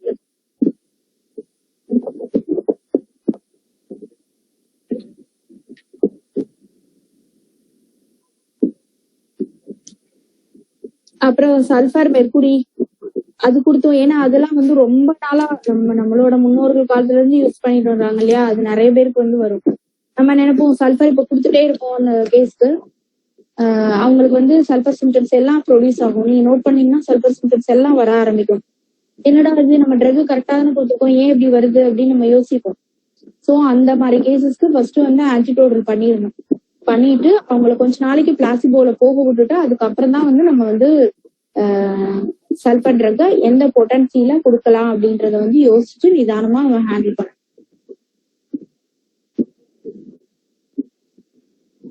அதே மாதிரி ஒன்ஸ் ஒரு கேஸ் வந்து சல்ஃபருக்கு வந்து இதாகுது அப்படின்னா எப்பயுமே அதை ரவுண்ட் பண்ணி வச்சிடணும். வச்சுட்டு அடுத்து நம்ம எப்ப கொடுக்கறதுனாலும் இந்த கேஸ்க்கு சல்ஃபர் கொடுக்குறப்ப சல்ஃபர் ரிலேட்டடா ஒரு காலி சல்ஃபர் நேட்ரம் சல்ஃபர் இந்த மாதிரி கொடுக்குறப்ப கூட நம்ம யோசிச்சுதான் கொடுக்குறோம். அதே மாதிரிதான் மெர்குரிக்கும். அந்த மெர்குரியில எல்லாம் வந்து அந்த டீத் ஃபில்லிங் பண்றாங்கல்ல, அது ஃபுல்லா மெர்குரி தான். சோ வந்து teeth filling is the one of the main category that is adaptable to cure. So இப்ப கேஸ் டேக்கிங்ல வந்து மெயினா நான் எடுக்கிறது வந்து ஃபில்லிங் பண்ணிருக்கீங்களா அப்படின்றத கேட்டுக்கணும். கேட்டுட்டு எப்போ பண்ணாங்களோ அதுக்கப்புறம் என்னென்ன கம்ப்ளைண்ட்ஸ் வந்தது, அதுக்கு முன்னாடி என்னென்ன கம்ப்ளைண்ட்ஸ் வந்ததுன்றத டிவைட் பண்ணிக்கணும்.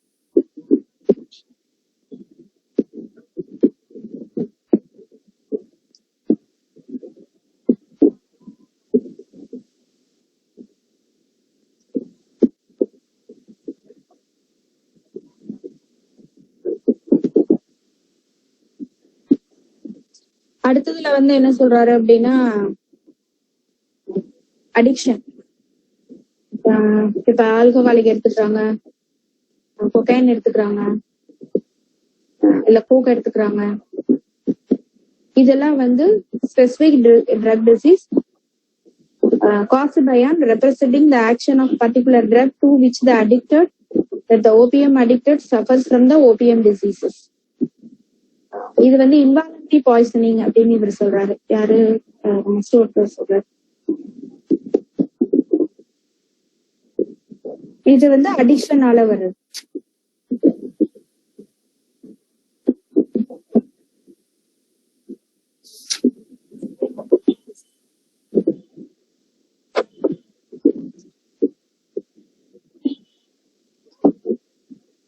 இந்த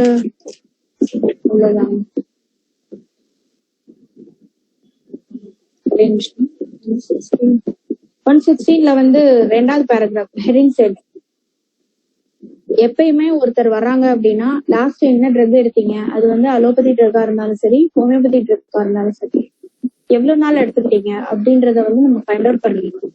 ஃபைண்ட் அவுட் பண்ணிட்டு அதுக்கு ஏத்த மாதிரியான ட்ரக்ஸ் தான் வந்து அடுத்து போகணும். அதான் ஹெடிங் சொல்றாங்க. The last taken drug affords the best indication for the next prescription.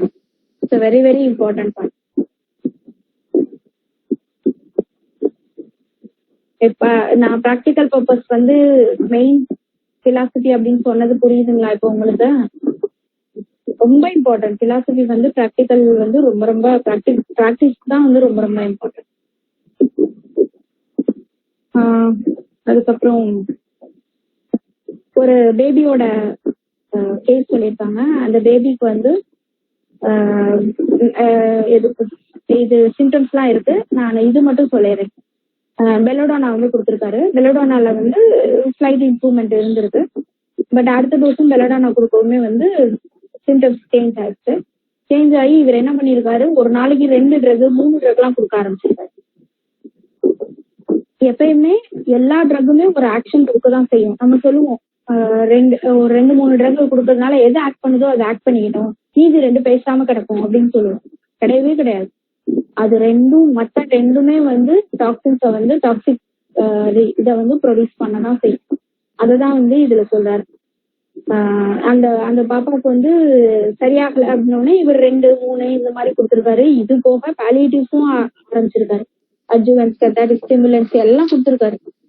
கொடுத்து ஆனா அந்த பேபி வந்து நல்லா ஆன மாதிரி இல்ல, ஃபுல்லா ஒர்க் ஆயிட்டே தான் இருக்கு. கடைசியில என்னாச்சுன்னா ஒரு பெரிய கன்ஃபியூஷன்ல வந்து நின்றுச்சு. Confusion was confirmed. Every drug given, அதாவது 117ல இட்டாலிக் லெட்டர்ல போட்டிருப்பாருங்க. Every drug given had produced some effect, if not the effect desired. The resulting symptom picture was the well-known composite character. அதனாலதான் அந்த கன்ஃபியூஷன்ஸ் வருது. என்ன கொடுக்கறதுனே தெரியாது அந்த ட்ரக்கு. எல்லா மெடிசின்ஸுமே வர மாதிரி இருக்கும் உங்களுக்கு. Blood and indefinite with little and no character. ஆனா ஒரு கிளியர் கட் சிம்டமா இருக்காது. ஐயோ இந்த சிம்டம்ஸ் கிடைச்சிச்சு நான் கொடுத்தேன் அப்படின்னு சொல்லவே முடியாது அந்த கேஸ்ல. So it was a clear case of getting lost in a very small batch of foods. If the doctor after making his first prescription அதுக்கப்புறம் சிம்பிளி பிளாசிபோட போயிருந்தா அந்த மெலடோனாவோட அக்ரவேஷனும் சரியா இருந்திருக்கும். பட் ஆனா வந்து அது இவர் பண்ணல. இவர் வந்து அடுத்தடுத்த ட்ரக்குக்கு போயிட்டாரு. சோ இந்த மாதிரிதான் நம்ம எல்லாரும் மிஸ்டேக் பண்ணுவோம் அப்படின்னு சொல்றாங்க. இது வந்து slight aggravation of the symptoms தான்.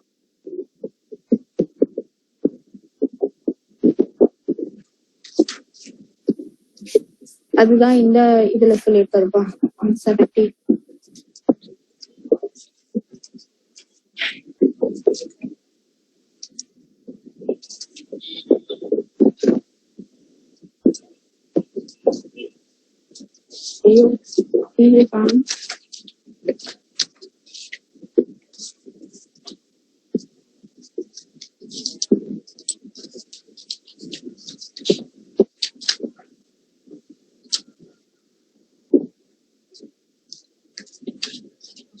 இவ்வளவுதாங்க ஜெனரல் பேத்தாலஜி. இதுக்கு மேல நான் ரீட் பண்ண முடியல. லாஸ்ட் 3 பேஜஸ் வந்து எனக்கு ரீட் பண்ண முடியல. பட் அதுல அவ்வளவு ஒன்றும் இம்பார்ட்டன்ஸ் இல்லை. இது வரைக்கும் மட்டும்தான் வந்து நம்மளுக்கு importance.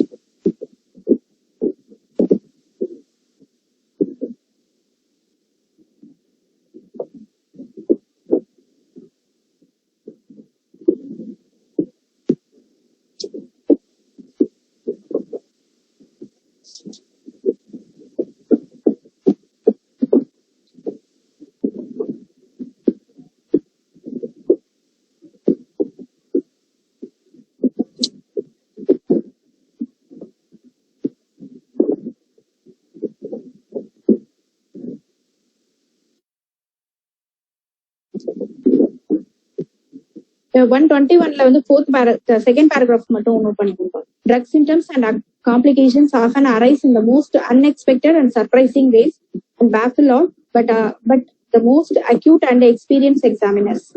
Hair dyes, tonic, complexion, beautifier, எல்லா லோட்ஸ் எல்லாமே இதுல வந்துரும். உங்களுக்கு இன்யூமரபிள் எல்லாமே இதுல வந்துரும்.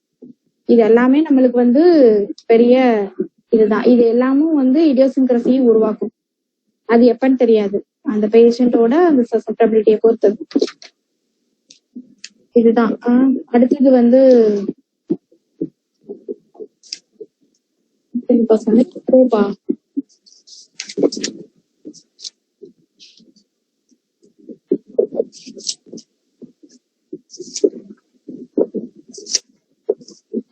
Susceptibility, page number 76.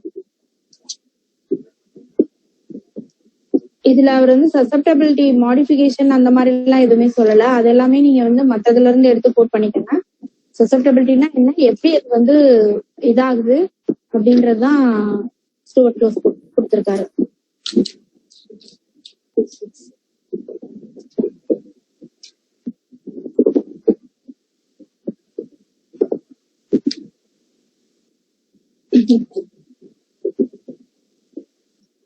இது நேற்று சொன்ன மாதிரி சசப்டபிலிட்டினா என்ன அப்படின்றதுலாம் உங்களுக்கு தெரியும். ஆனா சசப்டபிலிட்டி வந்து எதை பொறுத்தது அப்படின்னா digestion, assimilation, nutrition, repair, secretion, excretion, metabolism, catabolism, இது எல்லாம் சேர்ந்ததுதான் வந்து susceptibility.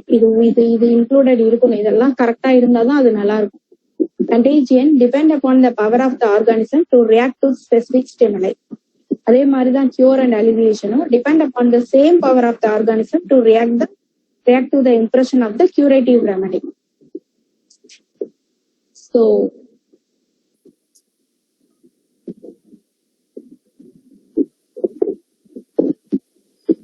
Homeopathic reaction of the susceptible of the organism to the impression of the curative remedy சொல்றேன். ஹோமியோபதிக் அக்ரேஷன்ஸ்ல வந்து என்ன ஆகுது அப்படின்னா slight intensification of symptoms following administration of the curative remedy. இது வந்து ரியாக்ஷன் ஆஃப் த ஆர்கானிசம்ஸ். இந்த இது நம்ம ட்ரக் கொடுத்ததுக்கு அப்புறம் அந்த ஆர்கானிசம்ஸ் வந்து எப்படி ரியாக்ட் பண்ணுதுன்னா ஒரு கொஞ்சமா ஒரு ஜாஸ்தியான ஒரு எஃபெக்ட் அது வந்து கொடுக்குது. இதுதான் வந்து இந்த அக்ரவேஷனும் வந்து நம்ம மினிமம் டோசஸ்ல கொடுக்கறதுனால it will substrate it self, அதுவே வந்து போயிடும்.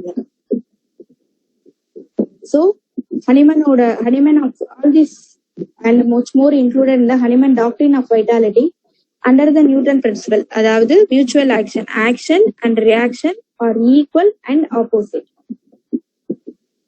நியூட்டன்ஸோட தேர்ட் லா. இத பேஸ் பண்ணி தான் நம்மளுடைய ட்ரக் ரியாக்ஷன்ஸ் வருது. Primary action, secondary action, secondary counter action, secondary curative action, இது எல்லாமே.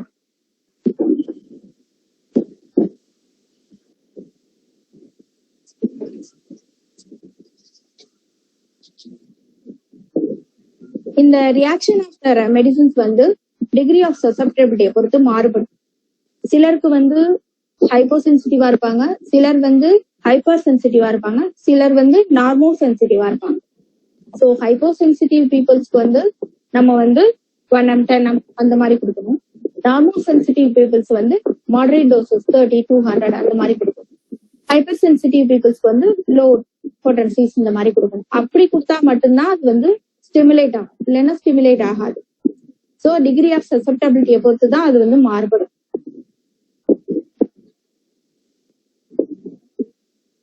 இது வந்து ஒரு பிசிஷியனுக்கு தெரியணும், எங்க எப்படி வந்து அந்த மாடிஃபிகேஷன் வருது, அவங்க எந்த டிகிரி ஆஃப் சசப்டபிலிட்டில இருக்காங்க அப்படின்றது பிசிஷியனுக்கு தெரியணும். கண்டிப்பா பிசிஷியனுக்கு தெரிஞ்சா மட்டும்தான் கரெக்டா வந்து நம்ம இது பண்ண முடியும், கரெக்டான மெடிசின்ஸ் கொடுக்க முடியும், கரெக்டா கியூரேட்டிவ் கொடுக்க முடியும், எல்லாமே கரெக்டா நம்ம பண்ண முடியும்.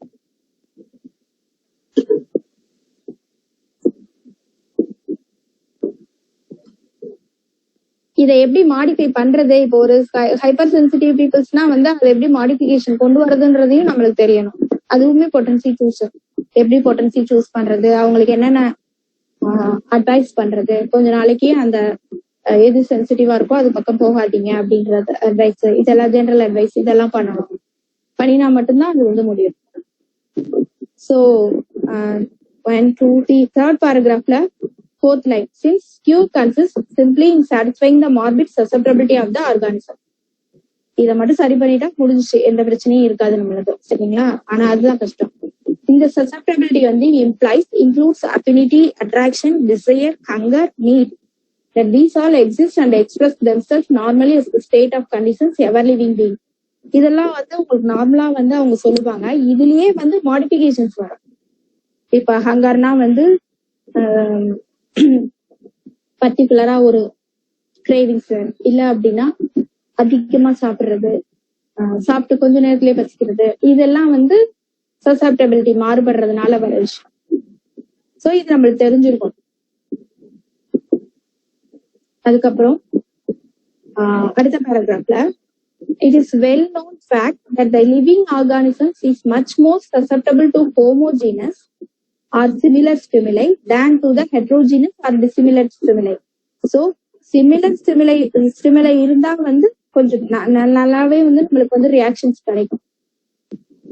அதனாலதான் நம்ம ட்ரக்கும் வந்து கரெக்டா ஸ்டிமுலிமம் பார்த்து நம்ம கொடுப்போம். இதுதான்ப்பா 77ல இருக்கிறது. அப்புறம் 78, இப்ப இந்த சசப்டபிலிட்டி வந்து நம்ம ஒழுங்கா பார்க்காம நம்ம வந்து ட்ரக் கொடுக்குறோம்னு வச்சுக்கோங்களேன், சிமிலியா மெடிசன் கொடுக்குறோம்னு வச்சுக்கோங்க. அதாவது ஒரு இது வந்து பேஷண்ட் கியூர் அப்படின்னு பார்த்தோம்னா இதுக்கு வந்து ஒரு ஸ்ட்ரைட் லைன் அப்படின்னா exact similar symptoms, similar pathology, similar எல்லாமே இருந்து கொடுக்குறோம் அப்படின்னோம்னா அது வந்து டைரக்ட் ரூட்ல போயிடும், அடிச்சுட்டு போயிடலாம். இதே வந்து நம்மளுக்கு தெரியல, சசப்டபிலிட்டி தெரியல, அவங்க பேஷண்டோட ரியாக்ஷன்ஸ் தெரியல, நம்மளுக்கு வந்து சிமிலியா தான் கிடைச்சிருக்கு அப்படின்னா நம்ம ஒரு 2-3 ட்ரக் போயிட்டு அதுக்கப்புறமா வருவோம். இதுவும் இல்லாம ஜிக்ஸாக்கா போகும். இந்த ஜிக்ஸாக்கா போறதுக்கு வந்து நிறைய ட்ரக்ஸ் போயிட்டு லாஸ்ட்ல வந்து நம்ம ஃபைனலா ஒரு இதை வந்து கண்டுபிடிப்போம், ஒரு சிமிலிமம் கண்டுபிடிப்போம். we find out the simillimum. So இந்த இத இத இப்படி பண்ணாம இப்படி பண்றது வந்து இனிஷியலா ஓகே, பட் இனி போக போக வந்து நீங்க ஒரு வெல் நோன் நல்ல ஒரு குட் பிராக்டிஸ்னர் ஆகுறப்ப வந்து டைரக்டா அடிக்கிறது தான் வந்து பெஸ்ட். இததான் வந்து 78ல ஃபர்ஸ்ட் பேராகிராஃப்ல சொல்லியிருக்காரு.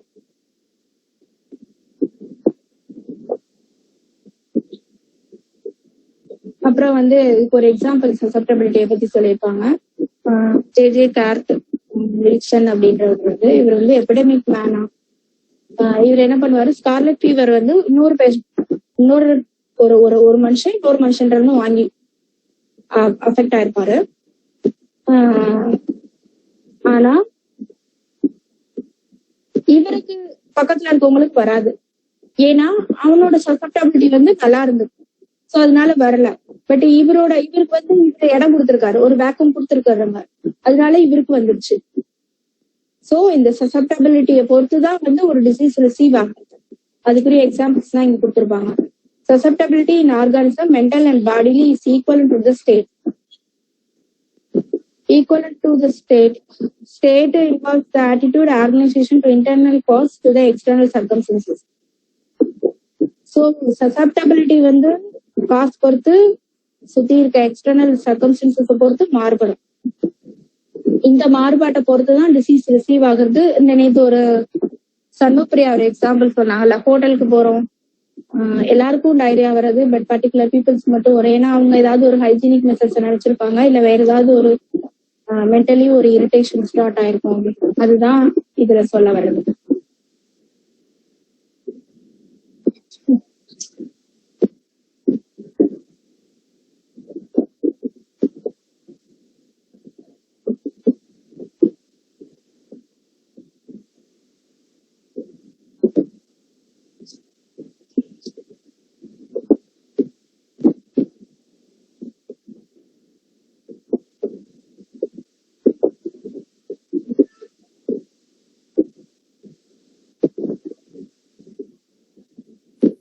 ஸோ ஒரு ட்ரீட்மெண்ட் நம்ம ஆரம்பிக்கிறோம் அப்படின்னா அந்த ட்ரீட்மெண்ட் வந்து அந்த suffering organisms express by similar symptoms இருக்கான்னு பார்க்கணும், அந்த ஆர்கானிக்கு நீடிங் இருக்கான்னு பார்க்கணும், சசப்டபிலிட்டியை பூர்த்தி பண்ணுதான்னு பார்க்கணும், கரெக்டா அந்த ரிப்பேரிங்கை பண்ணுமான்னு பார்க்கணும், இன் ஷார்ட் கியூர் பண்ணுமா அப்படின்னு பார்க்கணும். பார்த்துதான் நம்ம வந்து கொடுக்கணும். அடுத்து 80 pages. 80ல வந்து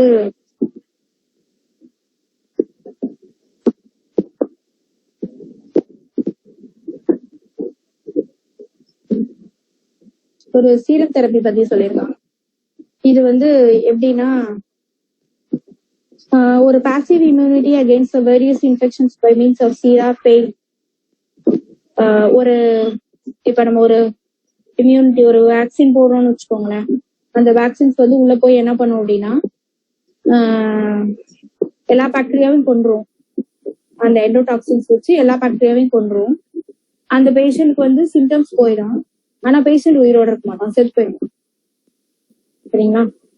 என்ன அப்படின்னா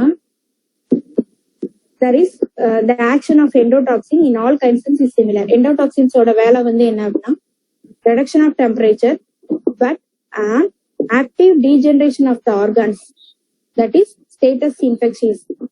இது வந்து ஒரு ஸ்டெரைல் டெத். இதுல வந்து எல்லா பாக்டீரியாவும் செத்து போயிடும், அந்த சிம்டம்ஸும் போயிடும், ஆனா பேஷண்ட்ஸும் செத்து போயிடும். இதுதான் வந்து இது எல்லாமே ஒரு ரேபிட் வச்சு சொல்லியிருப்பாங்க, இத வச்சு சொல்லியிருப்பாங்க. ஸோ ஒரு இம்யூனிட்டி அப்படின்றது வந்து வேக்சினேஷன்ஸ் மூலமா கொடுக்கறது அப்படின்றது வேற, நேச்சுரலா கிடைக்கிறதுன்றது வேற. வேக்சின் மூலம் வர்றது அப்படின்றதுனா இந்த மாதிரிதான் வந்து இருக்கும் அப்படின்னு சொல்லுது.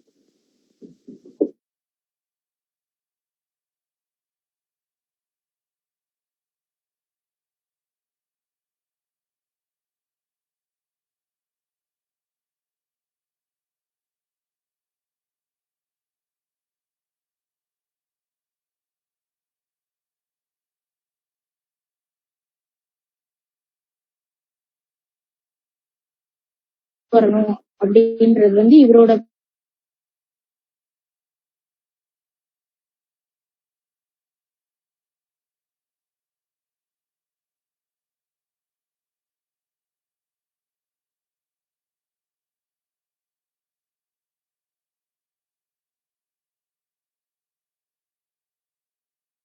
ஃபைல் பண்ணுது அப்படின்றதையும் இவர் சொல்லியிருக்காரு. எல்லா ஆன்டிசெப்டிக் ட்ரீட்மெண்ட்டுமே வந்து அதான் இந்த இந்த இந்த தியரி தான். அது பாக்டீரியா ஃபுல்லா கொன்னுடும். ஆனா வந்து அந்த ஆன்டிபாடிஸ் வந்து ஒரிஜினலான ஆன்டிபாடிஸோட இதோட இருக்காது. ஒரு செல்ஃப் ப்ரொடெக்ஷன்ஸா பண்ணணும் அப்படின்னா அது பண்ணாது. அதுதான் வந்து ஆன்டிசெப்டிக்ஸோட வேலை.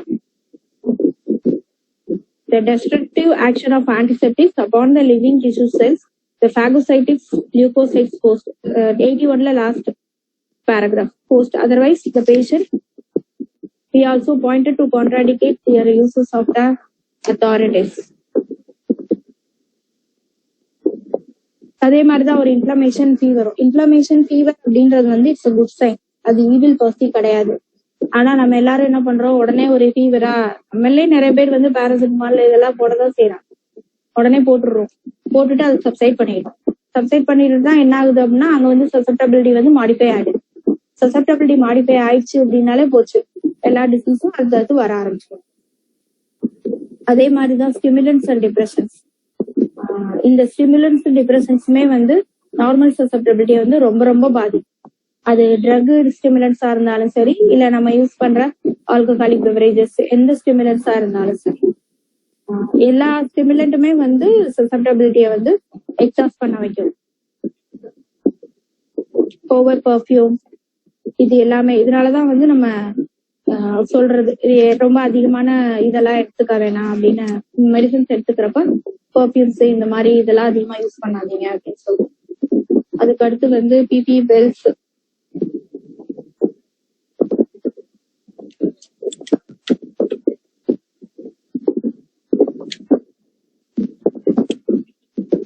இந்த ஆல்கஹாலை வந்து எப்படி நம்ம கொடுத்தா சசப்டபிலிட்டி வந்து சரியாகும் அப்படின்னு பிபி வெல்ஸ் சொல்றாரு. அதாவது ஒரு ரியாக்ஷனுமே இல்லாம இருக்காங்க, எந்த ஒரு வைட்டல் ரியாக்ஷனுமே அவங்கள்ட்ட இருந்து வரல, லேக் ஆஃப் வைட்டல் ரியாக்ஷன் அப்படின்னு இருக்கிற பட்சத்துல நீங்க வந்து பிராண்டிய அது என்ன எவ்வளவோ ஆகும்னு சொல்லியிருப்பாரு, 6 drops ஆஃப் பிராண்டிய ஒரு 6 teaspoons ஆஃப் மில்க்ல கலந்து 3 doses 2 ஸ்பூனா வந்து எடுக்க சொல்லியிருக்காரு 2 hours once. இந்த இது கொடுத்ததுக்கு அப்புறம் அந்த பேஷண்ட்ஸ்க்கு வந்து ரியாக்ஷன் வந்து ரொம்ப ரொம்ப சாட்டிஸ்ஃபைடா ரொம்ப ரொம்ப நல்லா இருக்கும். சோ இதுவும் இருக்கு. எப்படி யூஸ் பண்ணணும் அப்படின்றத பொறுத்து நம்ம அந்த சசப்டபிலிட்டியை மாடிஃபை பண்ணலாம். 84ல second paragraph. Well knew how to correctly measure the patient's susceptibility and he knew to conserve the lost feeble flickering remnant vitality such cases to make the best of it. இதான் அந்த பிராண்டியை வந்து எப்படி கொடுக்குறது அப்படின்னு சொல்றது.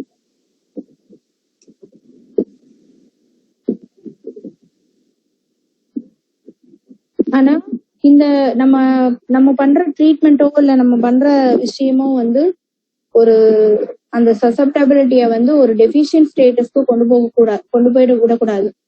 அப்படி கொண்டு போச்சு அப்படின்னா அந்த பேஷண்ட் வந்து டெத்து தான், அதுல எந்த மாற்றமும் இல்லை. அதுக்கு போனிகாசன் வந்து சில இன்டர்கரண்ட்லாம் வந்து சில விஷயம் யூஸ் பண்ண சொல்லியிருக்காரு. அந்த மாதிரி கேசஸ் ஒரு டிமினிஸ்ட் சசப்டபிலிட்டி டெஃபிஷியன்ட் ரியாக்ஷன் இருந்தது அப்படின்னா அதுக்குரிய ட்ரக்ஸ் ஒரு 5 ட்ரக்ஸ் சொல்லியிருக்காரு. கார்போவேஜ், லாரோசிலிசிஸ், மோஸ்கஸ், ஓபியம், சல்ஃபர் இதெல்லாம் இன்டர்கரண்டா யூஸ் பண்ணலாம் அப்படின்னு சொல்லியிருக்காரு.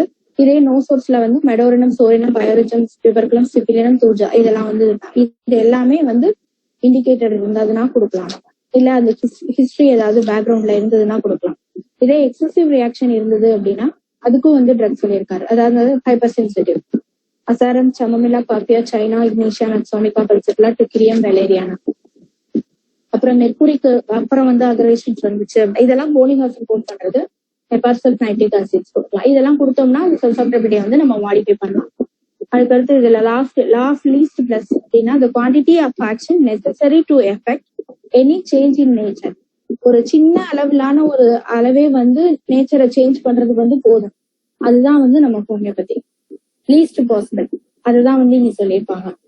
அப்புறம் ஸ்பூரியஸ் இம்யூனிட்டி காலையில கேட்டீங்கல்ல, இது வந்து வேக்சின்ஸ் தான். வேக்சின் தான் வந்து ஸ்பூரியஸ் இம்யூனிட்டி. அது வந்து ஒரு இம்யூனிட்டியை கொடுக்குற மாதிரி ஒரு போலியான ஒரு ஃபேக்கான ஒரு ரியாக்ஷன்ஸை கொடுக்கும். But it's not a true immunity. அதுதான் வந்து ஸ்பூரியஸ் இம்யூனிட்டி. இவ்வளவுதான்ப்பா. வேற என்ன எடுக்கணும்? அடுத்து ஸ்கோப்பா.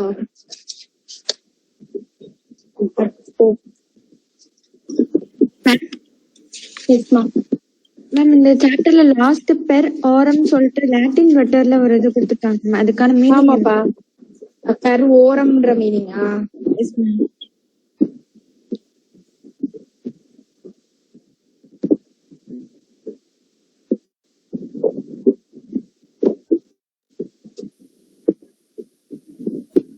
ஒரே நிமிஷம்பா, பார்த்தேன் மறந்துட்டேன்.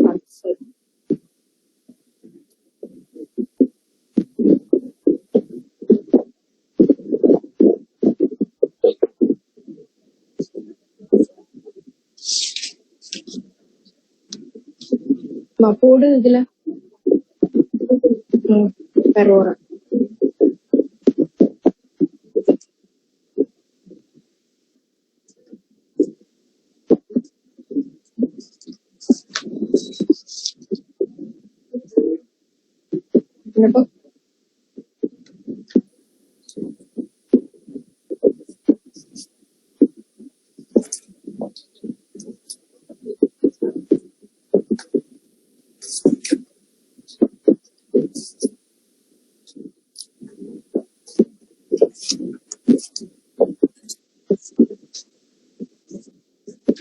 Scope of homeopathy.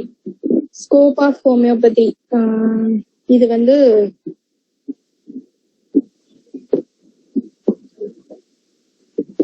ஹோமியோபதியில என்னென்ன ஸ்கோப் இருக்கு,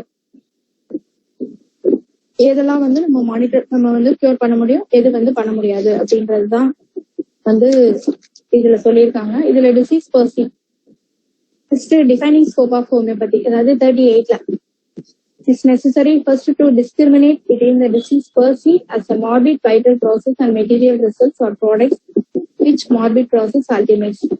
With the letter homeopathy primarily பாத்தீங்களா learning இல்லப்பா, paraformனா வந்து taken by mouth or orally மா, latin word அது. Okay ma'am.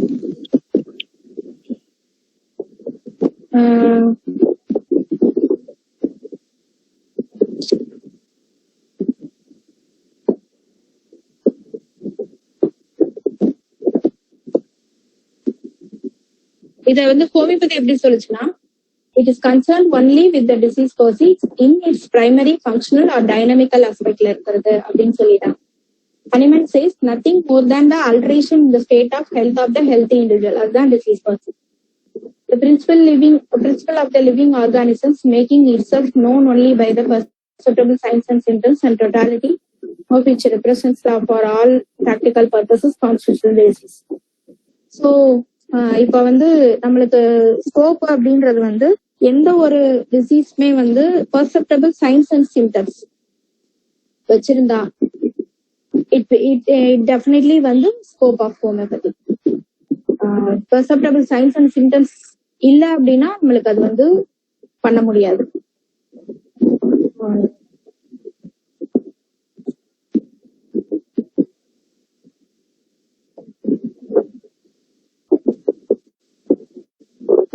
அப்புறம் இதுல வந்து இந்த இதெல்லாம் கோட் பண்ணிக்கோங்க நீங்க. ஃபர்ஸ்ட் 1 2 3 3rd paragraphல வந்து homeopathic prescribing carefully separate the primary functional symptoms which represent the morbid process itself from the secondary symptoms which represent the pathological end product.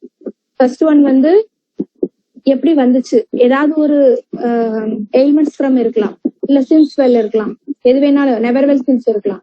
So அதோட எஃபெக்டிவ் செகண்டரி பேத்தாலஜில போய் சைன்ஸ் அண்ட் சிம்டம்ஸ் சொல்றீங்களா, இது ரெண்டும் தான் அவங்களுக்கு வந்து ரொம்ப ரொம்ப இம்பார்ட்டன்ட்.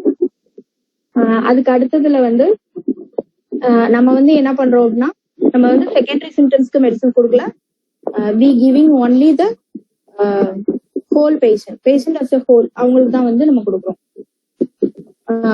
அடுத்தது பாத்தீங்கன்னா அந்த அடுத்த பேராகிராஃப், இதுக்கு அடுத்த பேராகிராஃப்ல வந்து function creates the organ, functional changes precedes the organic and structural changes. முதல்ல வந்து ஃபங்க்ஷன்ஸ் ஆல்டர் ஆகும், அதுலதான் வந்து ஆர்கானிக் சேஞ்சஸ் வந்து நம்மளுக்கு தெரிய ஆரம்பிக்கும்.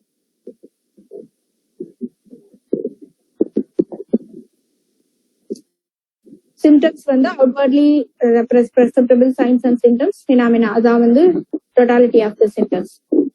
When the symptoms are removed, the disease cease to exist. இதுல வந்து ஃபுல்லி டைனமிக் பிளேன்ல இருந்தா மட்டும்தான், டிசீஸ் டைனமிக் பிளேன்ல இருந்தா மட்டும்தான் அண்டர் த ஸ்கோப், இல்லைன்னா இல்ல. அதுக்கு நம்ம வந்து ஒரு அன்பிரஜுரைஸ்ட் அப்சர்வரா இருக்கணும். அந்த அன்பிரஜுரைஸ்ட் அப்சர்வரா இருந்தா மட்டும்தான் நம்மளால கண்டுபிடிக்க முடியும் whether the disease is dynamic plane or anything else அப்படின்றத நம்ம கண்டுபிடிக்க முடியும். All the perceptible signs and symptoms represent the whole extent together from the true only conceivable portrait of diseases. எல்லாமே அந்த சிம்டம்ஸ் டோட்டாலிட்டி வந்து போர்ட்ரேட் ஆஃப் டிசீசஸ். நம்மளோட inner vision வந்து through the eyes of the mind. They are spiritually, that is mentally discerned. ரொம்ப ரொம்ப கவனமா, ரொம்ப வந்து அன்பிரிஜுடிஸ்டா, ரொம்ப கேர்ஃபுல்லா, ரொம்ப கீனா அப்சர்வ் பண்ணணும், அப்பதான் கண்டுபிடிக்க முடியும். அப்புறம் இந்த டோட்டாலிட்டி ஆஃப் சிம்டம்ஸ்க்கு எக்ஸ்பிளனேஷன் கொடுத்துருக்காங்க. அதுக்கப்புறம் ரிமூவல் ஆஃப் அப்ஸ்டக்கிள்ஸ் டு கியூர். இதுல வந்து ஃபர்ஸ்ட் வந்து ஒரு டிசீஸ் வந்து மெயின்டைன் ஆயிட்டு இருக்கு அப்படின்னா அதுக்கு என்னென்ன காசஸ் இருக்கு அப்படின்றத பார்த்து அதை ரிமூவ் பண்ணணும். வெதர் சர்ஜிக்கலா இருந்தா சர்ஜிக்கல் ரிமூவ் பண்ணணும், இல்ல வந்து இடியோசின்கிரசிஸ் இந்த மாதிரி இருந்ததுன்னா அப்படி நம்ம ரிமூவ் பண்ணணும். இப்படி ரிமூவ் பண்ணிட்டு அதுக்கப்புறம் வந்து கொடுத்தா மட்டும்தான் நம்மளுக்கு கேட்கும். ஃபர்ஸ்ட் 41ல second paragraph, will first remove by appropriate means as far as possible every exciting or maintaining cause of the disease and obstacles to cure. இந்த obstacles to cure இருக்கிற வரைக்கும் நம்மளால எதுவும் பண்ண முடியாது. அது ரிகார்டிங் டு மென்டலா இருக்கலாம், இல்ல பிசிக்கல் ஹைஜீனாவும் இருக்கலாம். இதுல வந்து நம்ம ஃபெயில் ஆயிட்டோம் அப்படின்னோம்னா நம்ம ரெமடிஸ் மாத்திக்கிட்டே இருப்போம் ஷார்ட் டியூரேஷன்ஸ்ல. சோ அதை முதல்ல ஃபைண்ட் அவுட் பண்ணணும்.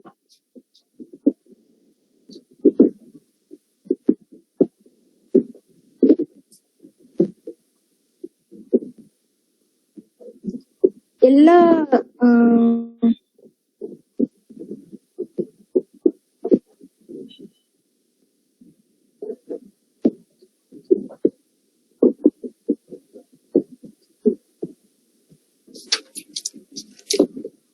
அதுக்கு அடுத்து 42ல இருக்க அந்த 5 பாயிண்டையும் எழுதணும்ப்பா கண்டிப்பா. ஸ்கோப் ஆஃப் ஹோமியோபதி தான், இதுதான் வந்து கேட்பாங்க, இதுதான் எக்ஸ்பெக்டும் பண்ணுவாங்க. இந்த 5 பாயிண்ட்டும் ரொம்ப important. Homeopathy relates primarily to no affection of health when the exciting cause of the disease is constituted itself. Exciting cause இருந்ததுன்னா நம்ம வந்து கொண்டு பண்ண முடியாது. ஸோ நம்ம வந்து அதை ரிமூவ் பண்ணணும். அடுத்தது வந்து எக்ஸைட்டிங் காஸ் ரிமூவ் பண்ணதுக்கு அப்புறம் வந்து என்னென்ன வந்து அவங்களுக்கு இது இருக்கும், எஃபெக்ட் இருக்கும், அதுக்குரிய இது வந்து measures, hygienic measures, physical measures எல்லாமே நம்ம சொல்லணும். அதுக்கு அடுத்து வந்து இன்ஜுரி, டெஸ்ட்ரக்ஷன் ஆஃப் டிஷ்யூஸ் இதெல்லாம் இருந்ததுன்னா அதை வந்து நம்ம பண்ண முடியாது. இதுலயும் வந்து ஆமா. அதுக்கப்புறம் வந்து அந்த வைட்டல் ரியாக்ஷன் வந்து ரொம்ப ரொம்ப லோ ஆயிடுச்சு, அவங்க பேஷண்ட் வந்து ரொம்ப எக்ஸாஸ்டா இருக்காங்க அப்படின்னா அதை வந்து இது பண்ண முடியாது. 5th ஒன் வந்து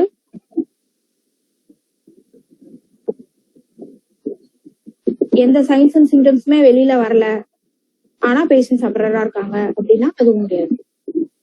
இந்த 5 பாயிண்ட்டும் ரொம்ப இம்பார்ட்டன்ட் ஸ்கோப் ஆஃப் ஹோமியோபதில. அப்புறம் வந்து நம்ம வந்து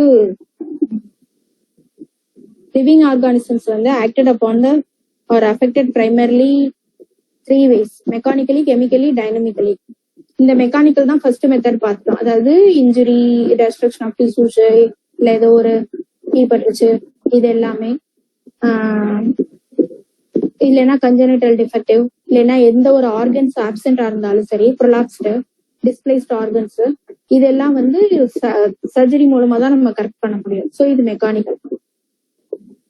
அடுத்தது வந்து கெமிக்கல் பாய்சனிங்ல வந்து ஆல்கலிஸ், ஆசிட்ஸ் இதெல்லாம் வந்து படுறது, இல்லை இன்ஹேல் ஆகுறது, இல்லை ஃபியூம்ஸ் உள்ள போகிறது, இந்த மாதிரி இதை வந்து ஃபர்ஸ்ட் நம்ம ஆன்டிடோட் பண்ணிட்டு அதுக்கப்புறம் அதனுடைய இல்லைன்னா அதை ஃபுல்லா ரிமூவ் பண்ணிட்டு, குடிச்சிட்டாங்க அப்படின்னா அதை ஃபுல்லா ரிமூவ் பண்ணிட்டு அதுக்கப்புறம் நம்ம வந்து நம்மளோட ட்ரீட்மெண்ட், ஹோமியோபதி ட்ரீட்மெண்ட் கொடுத்தோம் அப்படின்னா சரியாயிருவாங்க. அடுத்து டைனமிக் பிளேன் தான் வந்து ரெண்டா வந்து இதை கிளாசிஃபை பண்றாங்க. எப்படின்னா மென்டல் அண்ட் சைக்கிக்கல் அட்மாஸ்பியரிக், அதுக்கப்புறம் dietetic, hygienic, contagious, infectious, specific அப்படின்றது. Last 3 included all disorders arising from the use or abuse of drugs.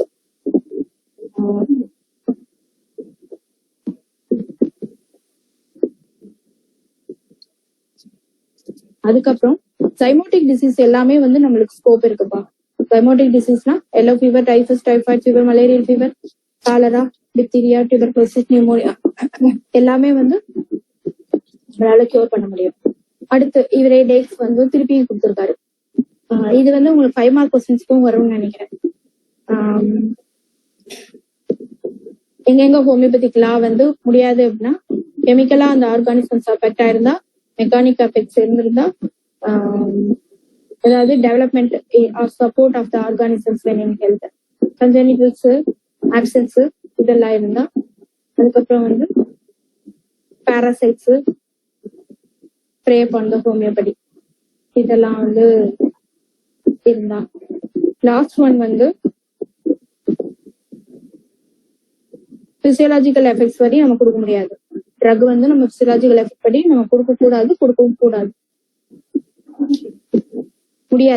முடியாது. அதுக்கப்புறம் ஹனிமன் வந்து ஆன்டிபயோட்டிக் ட்ரீட்மெண்ட் வந்து அபார்ட்மெண்ட் நம்பர் 67ல சொல்லியிருக்காரு எங்கெங்க எல்லாம் பண்ணணும் அப்படின்றது, அப்ளை பண்ணணும் அப்படின்றது. எப்பன்னா ஒரு ஹோமியோபதிக் மெடிசன் ஆட் பண்றதுக்கு ஒரு குறிப்பிட்ட டைம் கிடைக்கல, டெத் வந்து போயிட்டே இருக்காங்க, அவங்க ரொம்ப ரொம்ப மோசமாகிட்டே இருக்காங்க, அவங்களுக்கு வந்து நம்ம வந்து அந்த சர்வைவலுக்காக வந்து நம்ம பண்ணணும் அப்படின்றப்ப நம்ம வந்து ஆன்டிபயோட்டிக் ட்ரீட்மெண்ட் வந்து யூஸ் பண்ணலாம். ஒரு அஸ்பெக்சியா, ஒரு ட்ரௌனிங், ஒரு சஃபகேஷன் இதெல்லாம் இருந்தது அப்படின்னா அங்க வந்து நம்ம ஆன்டிபயோட்டிக் ட்ரீட்மெண்ட் யூஸ் பண்ணலாம். இது வந்து பாலியேட்டிவ் தான், ஆனா யூஸ் பண்ணலாம். ஒரு ஜென்டலா ஒரு எலக்ட்ரிக் ஷாக் கொடுக்கறது, இல்லைன்னா காஃபி, இல்லைன்னா ஸ்டிமுலேட் வாட்டர் ஏதாவது கொடுக்கறது, இப்படி கொடுத்து அவங்களை வந்து வெளியில கொண்டு வரது, இது எல்லாமும் நம்ம பண்ணலாம் அந்த பேஷண்ட்ஸ். இதுதான் வந்து 45ல ஃபர்ஸ்ட் 2 பேராகிராஃப்ஸ்.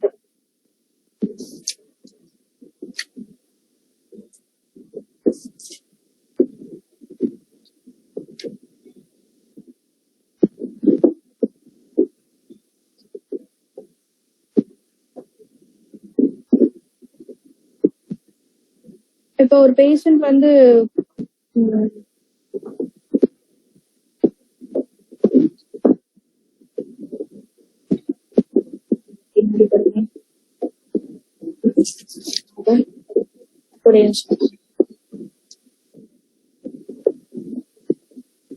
இப்ப ஒருத்தனுக்கு வந்து ஸ்டோன் வந்து பாஸ் ஆகுது அப்படின்னா, இல்ல பிலியரி கன்ஃபியூஷன்ஸ் இருக்கு அப்படின்னா, அது வந்து செமி மெக்கானிக்கல் கண்டிஷன். ஸோ நம்ம வந்து ஒரு அனஸ்தீசியா யூஸ் பண்ணி அவங்கள அந்த இதை வந்து வெளியேற்றிட்டு அதுக்கப்புறம் வந்து நம்ம வந்து அந்த ஷாக்கை ரிலீவ் பண்றதுக்கு நம்ம வந்து மெடிசின்ஸ் கொடுக்கலாம்.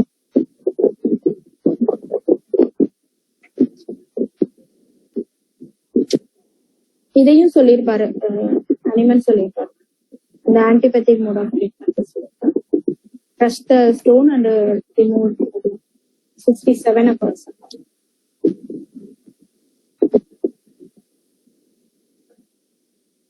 அதே மாதிரி ஒரு சர்க்கம்ஸ்டன்சஸ் வந்து ரொம்ப இம்பார்ட்டன்ட் ஸ்கோப் ஆஃப் ஹோமியோபதியில.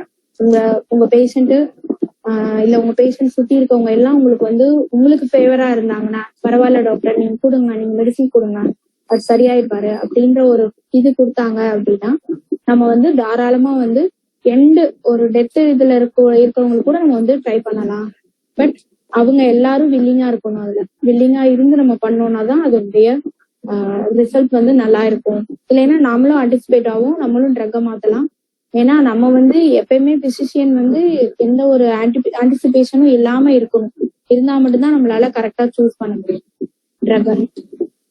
ஸோ அதுதான் கொடுத்துருப்பாங்க. அந்த ஸ்டோனுக்குமே வந்து நீங்களே கொடுங்க டாக்டர், வெளியில வர வரைக்கும் நாங்க வெயிட் பண்றோம் அப்படின்னு சொன்னாங்கன்னா ஓகே, வெல் அண்ட் குட், நீங்க வந்து அந்த மாதிரி பண்ணலாம். ஸோ இதுக்கு பேஷண்ட் கன்சர்ன்ஸ் வந்து தேவை, அட்டெண்டர்ஸோட கன்சர்ன்ஸ் தேவை. இதுதான்ப்பா ஸ்கோப் ஆஃப் ஹோமியோபதி. இதுல அந்த டேக்கோட எக்ஸ்பிளனேஷனும் கேட்டிருந்தாங்க. ஸோ அதுவும் வந்து கொடுத்தாச்சு. சரி, அடுத்து excuse me ma'am, sorry for interrupting you ma'am. சொல்லுங்க மேம் ஒரு அனௌன்ஸ்மெண்ட் மட்டும் பண்ணிடுவாங்க மேம். என்ன அனௌன்ஸ்மெண்ட்? இந்த இதெல்லாமா இது அதானே பண்ணிக்கிறேன். சரி, பண்ணிடு. Yes ma'am.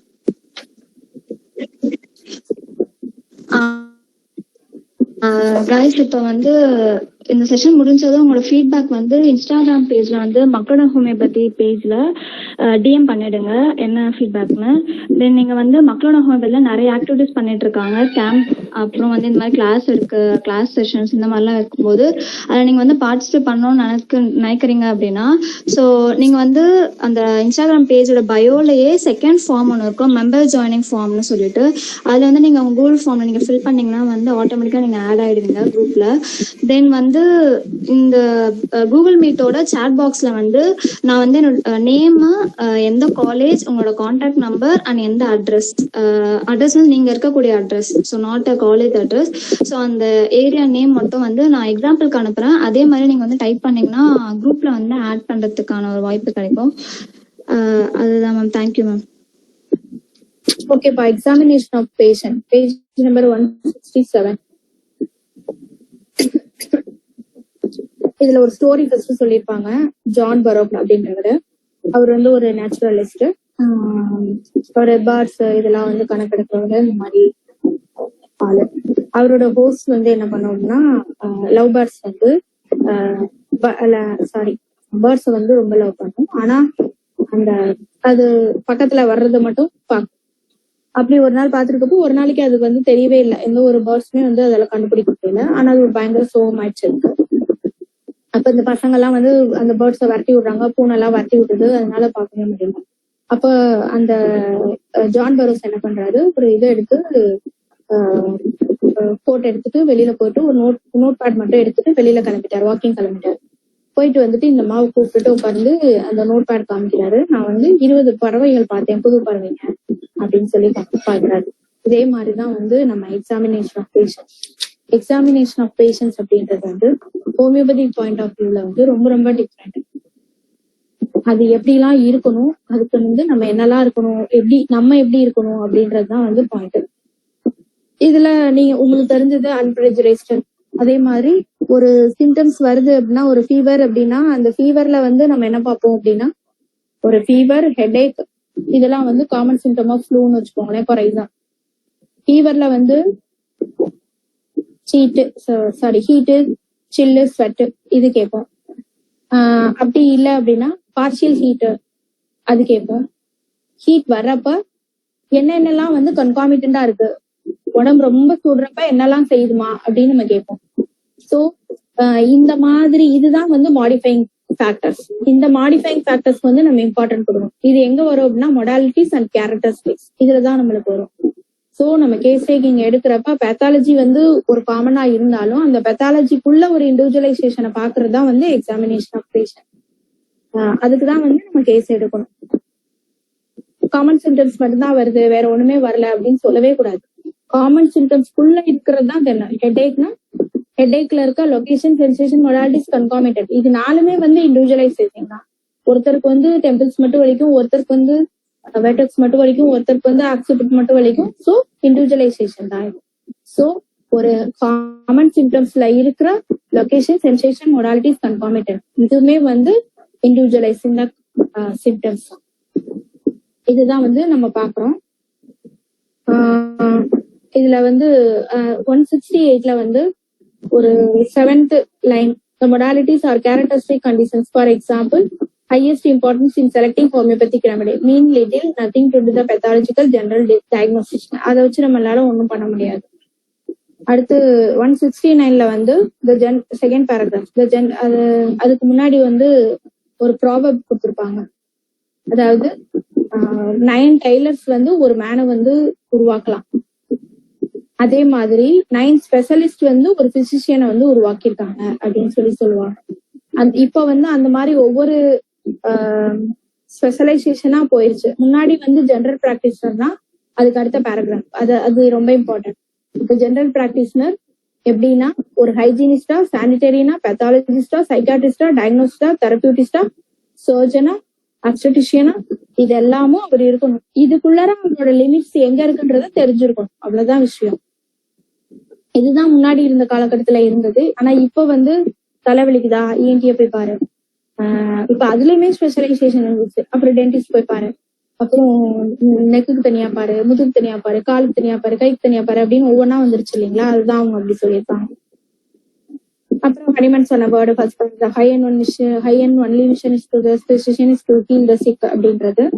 இதை நம்ம எப்படி பண்ணணும்னா அதுக்கு வந்து case taking is very important. 170 second paragraph third line.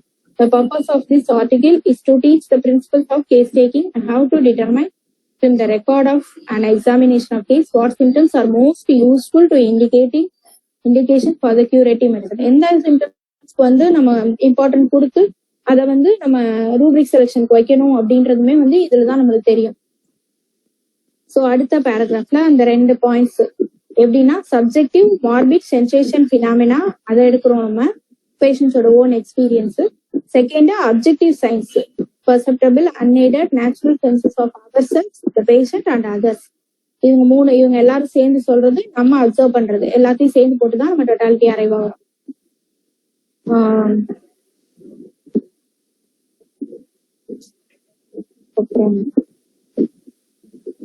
இந்த ஃபர்ஸ்ட் இனிஷியலா வந்து ஒரு பேஷண்ட் வந்து அவங்களோட பாயிண்ட் ஆஃப் வியூல விட்டுறணும். அவங்க போய்கிட்டே இருக்கட்டும் அப்படின்னு சொல்லி அவங்க பேச நம்ம ரிட்டர்ன் மட்டும் பண்ணிக்கிட்டே இருக்கணும். சப்போஸ் ஒரு ஹைப்போகாண்ட்ரியாக் பேஷண்ட்னா வந்து அவங்க லெஃப்ட் ஆகிட்டே இருப்பாங்க, ஒரு இதுக்கு ஒண்ணுக்கு போயிட்டே இருப்பாங்க. அந்த கேசஸ்க்கு மட்டும் ஒரு செமி கான்வர்சேஷன் எடுத்து கொடுக்கணும். இப்ப ஒரு இதுல அவங்க விட்டுட்டாங்கன்னா அந்த பாயிண்ட வந்து எடுத்து கொடுத்து இது சொல்லிட்டு இருந்தீங்க நீங்க அப்படின்னு அப்ப திருப்பி அவங்க வந்து வந்துருவாங்க. சோ அதுக்கு ஏத்த மாதிரி நம்ம போகணும். சரிங்களா. இது வந்து செமி கான்வர்சேஷனா இருக்கணும் கண்டிப்பா.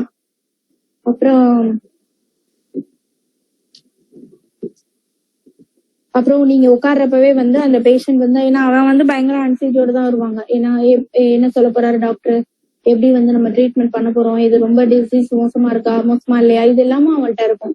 ஃபர்ஸ்ட் அந்த ஆன்சைட்டி அவங்க ரெடியூஸ் பண்ணணும். சோ நம்ம வந்து ஒரு நார்மல் கொஸ்டின்ஸ், ஒரு ரேப்போர்ட், நம்மளுக்கும் அவங்களுக்கும் ஒரு ரேப்போர்ட் வந்து பில்டப் பண்ணிக்கணும். எந்த ஊர்ல இருந்து வரீங்க, எங்க இருந்து வரீங்க, என்ன ஒர்க் பாக்குறீங்க, இதெல்லாம் அப்படியே கொஞ்சம் கொஞ்சமா அப்படியே உள்ள போயிட்டு அவங்கள ரிலாக்ஸ் பண்ண வச்சுட்டு நம்ம போகணும். நம்ம ரொம்ப காமா இருக்கணும், டிக்னிஃபைடா இருக்கணும், அட் த சேம் டைம் குவைட்டாவும் இருக்கணும், சிம்பத்தட்டிக் மேனராவும் இருக்கணும், ரொம்ப டிமேனர் கான்பிடென்டா இருக்கணும். நம்ம வந்து நம்மளோட மேனுவல் எல்லாமே கான்பிடென்ட் கொடுக்கணும் அவங்களுக்கு. ஆனா அதுவே வந்து ரொம்ப பாம்பஸாவும் இருக்கக்கூடாது, ரொம்ப அக்ரெசிவாவும் இருக்கக்கூடாது. இது வந்து 171ல செகண்ட் பேராகிராஃப்ல தேர்ட் லைன்.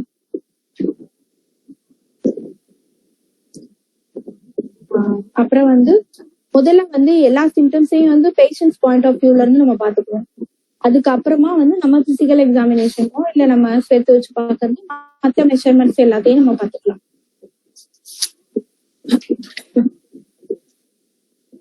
லீடிங் கொஸ்டின்ஸ் கண்டிப்பா போடவே கூடாது, அது உங்களுக்கு தெரியும். இதுக்குரிய அப்பாரிசம் நம்பரை வந்து கோட் பண்ணிடுங்க. நம்மளோட ரெக்கார்டிங் வந்து எப்படி இருக்கும்னா 3 காலமா இருக்கணும். ஃபர்ஸ்ட் வந்து டேட் அண்ட் ரெமெடி, செகண்ட் வந்து சிம்டம்ஸ், தேர்ட் காலம் வந்து மொடாலிட்டிஸ் அண்ட் கண்டிஷன். இது இந்த இதுல இருந்தாலும் உங்களுக்கு ஈஸியா வந்து டக்குன்னு வந்து புடிச்சுக்க முடியும் பாயிண்ட். இங்க எங்கேயும் சும்மா அலைஞ்சிட்டு இருக்கணும்னு அவசியம் இல்லை. ஸோ கிளாசிபிகேஷன் ஆஃப் சிம்டம்ஸ் வந்து ஜெனரல், பர்டிகுலர், காமன். பர்டிகுலர்ஸ் வந்து தெரியும் நம்மளுக்கு எப்படின்னு, ஒரு கேரக்டர்ஸ் லோக்கலைசேஷனா ஜெனரலைசேஷனா இருக்கா அப்படின்னு சொல்லி நம்ம பிரிச்சு வச்சுக்கணும். அடுத்த பேராகிராஃப்ல வந்து first analysis, facts from the patient statement, அப்புறம் நர்ஸ், அப்புறம் ரிலேட்டிவ், அப்புறம் ஸ்டேட்மெண்ட். இந்த 4ஐயும் கம்பேர் பண்ணி தான் நம்ம வந்து சிந்தசிஸ் வேல்யூஷன்ஸ்க்கு கொண்டு வரணும்.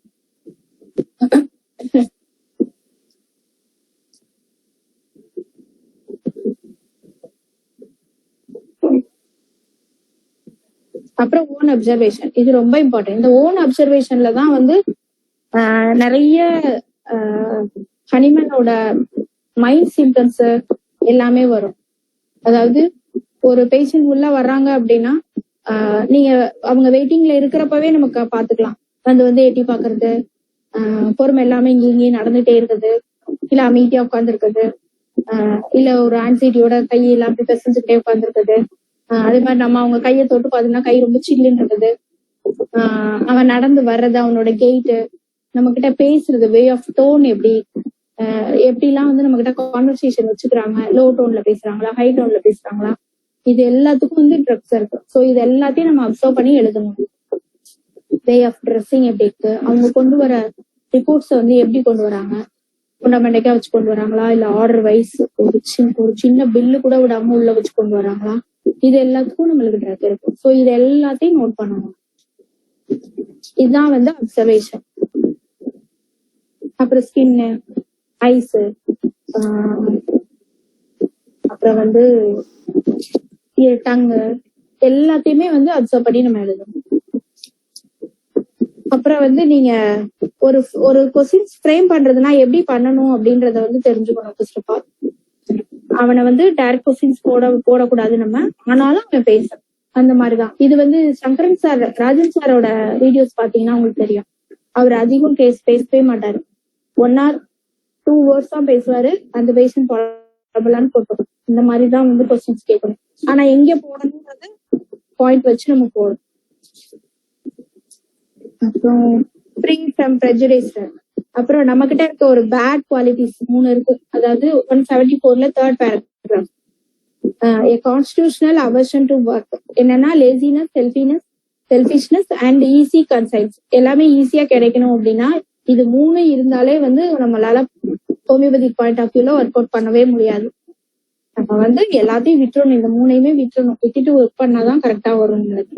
3மே வர்ஸ்ட் எனிமீஸ் அப்படின்னு சொல்றாரு. அதே மாதிரி ப்ரிஜுடைஸ். ஏன்னா அந்த ப்ரிஜுடைஸ் வந்து ரொம்ப ரொம்ப கஷ்டமான விஷயம். ஒரு பேஷண்ட் வந்து தலைவலி, தலை சுத்தல் அப்படின்னு உட்காந்துட்டாலே நம்மளோட பேத்தாலஜி எல்லாம் ஓட ஆரம்பிச்சிடும். சைட்ல இந்த கண்டிஷனா இருக்குமோ இல்லைன்னா ஏதாவது ட்ரக் ஓட ஆரம்பிச்சிடும். இது எல்லாத்தையும் நம்ம கண்ட்ரோல் பண்ணிட்டு அதுக்கப்புறம் வந்து நம்ம இது பண்ணணும். அதுதான் வந்து ரொம்ப இம்பார்ட்டன்ட். ப்ரிஜுடைஸ் வந்து ரொம்ப கஷ்டமான விஷயம், ஆனா அது பண்ணிதான் ஆகணும் அப்படின்னு சொல்றாரு.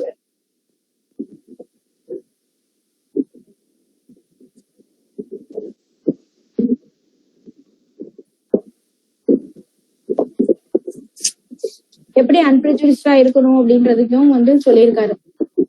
இதெல்லாம் வரும், நம்ம படிச்சது எல்லாம் வரும். இது எல்லாத்தையும் ஓரங்கட்டி ஒரு பிளைன் பேப்பரா நம்ம வந்து உட்கார்ந்து அவங்கள வாட்ச் பண்ணணும், அவங்கள கவனிக்கணும். அவங்க சொல்ற ஒவ்வொரு சிம்டம்ஸையும் கவனிச்சு எழுதணும். உன்னோட ஃபேஷியல் எக்ஸ்பிரஷன் வெரி இம்பார்ட்டன்ட். ஒவ்வொரு சிம்டம்ஸ்க்கும் ஃபேஷியல் எக்ஸ்பிரஷன் வெரி இம்பார்ட்டன்ட். அதையும் நம்ம சேர்த்து எழுதணும் அப்படின்னு சொல்லியிருக்காரு.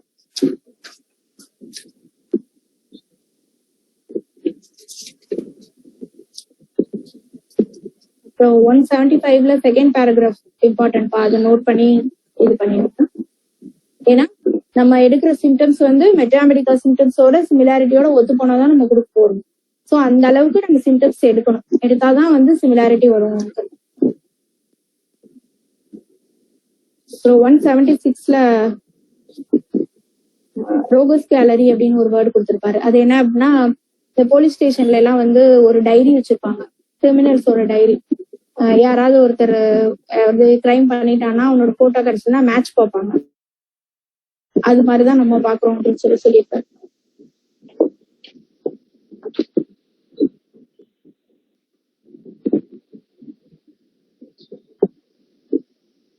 இதுலயும் இப்ப நம்ம வந்து ஒரு பேஷண்ட் வராங்க, அதுக்கு ஒரு எக்ஸாம்பிள் கொடுத்திருக்காரு. டாக்டர் வெல் கொடுத்திருக்காரு. அவர் வந்து கேட்டுட்டு இருக்காரு, ஒரு டிபி பேஷண்ட். இவன் வந்து இவருக்கு வந்து போர் அடிச்சிச்சு, இவர் ஒழுங்கா கேட்கலங்க. ஆனா ட்ரக் கொடுத்துட்டாரு. என்ன ட்ரக் கொடுத்தாரு அப்படின்னு எதை பேஸ் பண்ணி கொடுத்தாரு அப்படின்றப்ப அந்த பேஷண்ட் வந்து ஸ்கூட்டமோட டேஸ்ட் சொல்லியிருக்காங்க. ஸோ இந்த மாதிரி ஒவ்வொரு விஷயமும் நம்ம வந்து கண்காணிக்கணும், ஒவ்வொரு டிஸ்சார்ஜஸும். ஸ்வெட்னா வந்து எந்த நேரம் அதிகமாகும், ஏதாவது ஆன்சைட்டி பல்பிட்டேஷன் அந்த மாதிரி இருக்குமா, கூட வெட்டிக்கோ இருக்குமா, ஒரு பகுதி மட்டும் வேர்க்குமா, தலை மட்டும் வேர்க்குமா, கால் மட்டும் வேர்க்குமா, ஸ்லீப்பிங் பொசிஷன், இது எல்லாமும் வந்து நம்ம ஒவ்வொன்றும் இண்டிவிஜுவலைஸ் பண்ணி கேட்கணும்.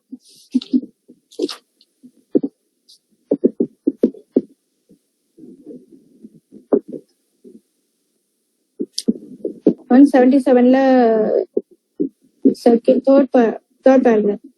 The patient may state that as discharge or 6th 7th line discharge of some kind. After locating anatomically, it should be analyzed into elements of color, odor, consistency and quality, bland, excoriating, causing itching. இது எல்லாமும் அதே மாதிரி diarrhoea அப்படின்னு எடுத்துக்கிட்டோம்னா ஸ்டூலோட nature, ஸ்டூலோட smell, என்ன கன்சிஸ்டன்சில போகுது, during stool, before stool, after stool, எல்லாமே அதே மாதிரி menses, before menses, after menses, during menses என்னென்ன கம்ப்ளைண்ட்ஸ் இருக்கு, மென்சஸோட நேச்சர் என்ன, மென்சஸ் ரெகுலரா வருதா, ப்ரீபோன் ஆகுதா, போஸ்ட்போன் ஆகுதா, இது எல்லாமும் முக்கியம். அப்புறம் வந்து பீரியாடிசிட்டி இஸ் வெரி இம்பார்ட்டன்ட். அப்புறம் இது வந்து இன்டர்மீடியன்ட் ஃபீவருக்கு மட்டும் சொல்லியிருக்காங்க. பீரியாடிசிட்டி, டைப், ஸ்டேஜஸ், ஏபைரக்சியா வந்து எப்போ வருது அப்படின்றத, அந்த பீரியட்ல அவங்க எப்படி இருக்காங்க அப்படின்றத நம்ம நோட் பண்ணணும். அப்புறம் எக்ஸாமினேஷன் ஆஃப் பேஷண்ட் வந்து art and true art is always scientific. இது ரெண்டுமே வந்து ஒரு ஆர்ட்டான ஒரு விஷயம். அதுவும் ட்ரூ ஆர்ட்னாலே அது சயின்ஸ் அப்படின்னு சொல்றாரு. அதுக்கப்புறம் கிளினிக்கல் ஹிஸ்டரி. பேஷண்ட் வந்து ஒரு அக்யூட் கண்டிஷன்ஸ் வந்து சொல்லிட்டு இருக்கான் அப்படின்னா நம்ம வந்து கோ த்ரூ பண்ணா மட்டும்தான் வந்து அவனோட பாஸ்ட் கிளினிக்கல் ஹிஸ்டரி கிடைக்கும், இல்லைன்னா கிடைக்காது. அப்ப அது வந்து அக்யூட் எக்ஸாசர்பேஷன்ஸ் மாதிரி போயிடும். So clinical history of patients வந்து ரொம்ப இம்பார்ட்டன்ட், சைல்ட்ஹுட்ல இருந்தே ரொம்ப ரொம்ப இம்பார்ட்டன்ட். அது வந்து அதுல இருந்துதான் வந்து நம்ம அவங்களோட ப்ரீ டிஸ்போசிஷன், மயாஸ்மேட்டிக் கிளாரிஃபிகேஷன், டெண்டன்சிஸ், இது எல்லாத்தையும் நம்ம ஐடென்டிஃபை பண்ணிக்க முடியும். அதுக்கப்புறம் வந்து ஃபேமிலி ஹிஸ்டரியும் அதே மாதிரிதான். ப்ரீடிஸ்போசிஷன், இன்ஹெரிட்டன்ஸா ஏதாவது வந்திருக்கா அப்படின்றது பார்க்கலாம். எவ்வளவு ஸ்ட்ராங்கா அந்த மயாஸ்மா வந்து உள்ள இருக்கு அப்படின்றத நம்ம ஃபைண்ட் அவுட் பண்ணிக்கலாம். சாயில் வந்து என்ன சாயில் அப்படின்றதையும் நம்ம தெரிஞ்சுக்குவோம்.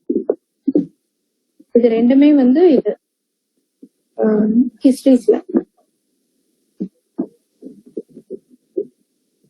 அதுதான் இந்த 179ல ஃபுல்லா அதுதான் கொடுத்துருக்காங்க.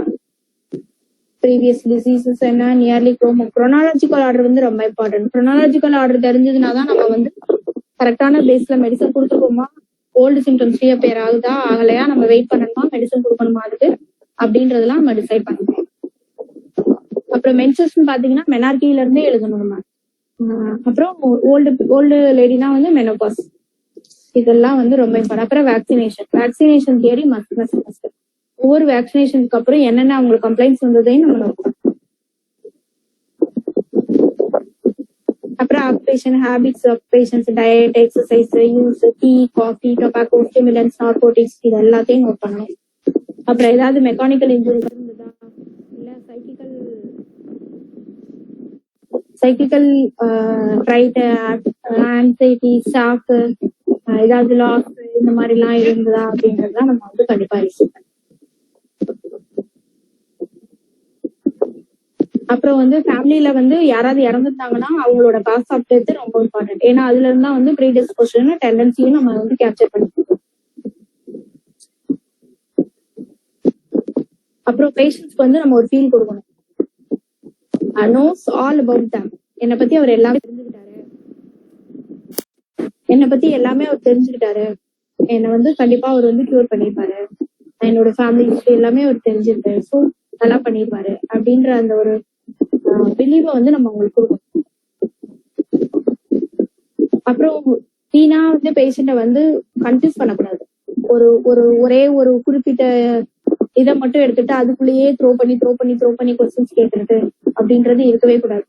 நம்ம கொஸ்டின்ஸ் அதிகமா கேட்டோம்னாலே அங்க வந்து உண்மை வரவே வராது, அங்க போய் தான் நிறைய வரும். ஸோ அதனால அந்த மாதிரி கொஸ்டின்ஸ் எல்லாத்தையுமே வந்து அவாய்ட் பண்ணிடணும். பேஷண்ட் ஸ்லோவா என்ன சொல்றாங்களோ அதுதான் வந்து important for case remedy selection.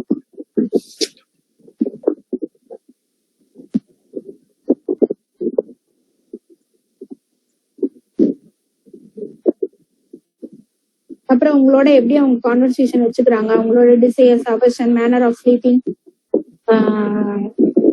Voluntary verbal expressions, இது எல்லாத்தையும் நோட் பண்ணணும். Mental symptoms highest important. அவங்க வந்து இன்டிஃபரன்ஸா இருக்காங்களா, அஃப்ரைடா இருக்காங்களா, மொரோசா, சென்சோரியஸா, மெலிஷியஸா, இரிட்டபிலிட்டா, சஸ்பீசியஸா, டல்லா, ஸ்டூபிடா, அன்கான்சியஸா, இது எல்லாமும் ஒரு பேஷண்ட் வந்து உட்காரான்னா அவனை அப்சர்வ் பண்ணி எழுதுறது முதற்கொண்டு திருப்பி அவனை கேட்டு எழுதுறது முதற்கொண்டு மென்டல் வந்து இம்பார்ட்டன்ட். இதுதான்ப்பா எக்ஸாமினேஷன் ஆஃப் பேஷன்ஸ். ஒரு கொஸ்டின் இருக்கு 24. ஐடியலிசம்ன்றது வந்து கருத்து முதல்வாதம், அதாவது ஒரு கருத்தா அத வைக்கிறது வந்து ஐடியலிசம். அதுக்கப்புறம் தான் வந்து அது சப்ஸ்டான்சியலிசமா எப்படி ஆகுதுன்றதுதான் அதுக்கு அடுத்தது. அது வந்து பேஜ் நம்பர் 24ல ஐடியலிசம் இருக்கு. இதுல வரும்னா ஸ்கூல் ஆஃப் பிலாசபில வரும். அது அப்படியே போட்டுருங்க, அவ்வளவுதான். கருத்தா வந்து திங்க் பண்ணி வைக்கிறது, அதுதான் வந்து ஐடியலிசம். ஓகேங்களா? இவ்வளவுதான்ப்பா. இதுல வேற ஏதாவது டவுட் இருந்ததுன்னா கேளுங்க, சொல்றேன். கிளியரா கேட்கல மேம், இன்னொரு தடவை ரிப்பீட் பண்ணுங்க மேம். எதுமா இப்போ லாஸ்டா நீங்க எடுத்து சொல்லிருந்தீங்க மேம், லாஸ்ட் கொஞ்சம் இது வந்து பிளர் ஆச்சு மேம். எதுல இருந்துப்பா? எதுல இருந்து சொல்ல முடியுமா? ஐடியல் ஒரு எக்ஸ்பிளனேஷன் கொடுத்தீங்க மேம், அதுல இருந்து கேட்கல மேம். இல்ல, நீ பேசுறது இப்ப எனக்கு விட்டு விட்டு கேக்குது. எங்க ஒரு தடவை சொல்லு. எதுல இருந்து?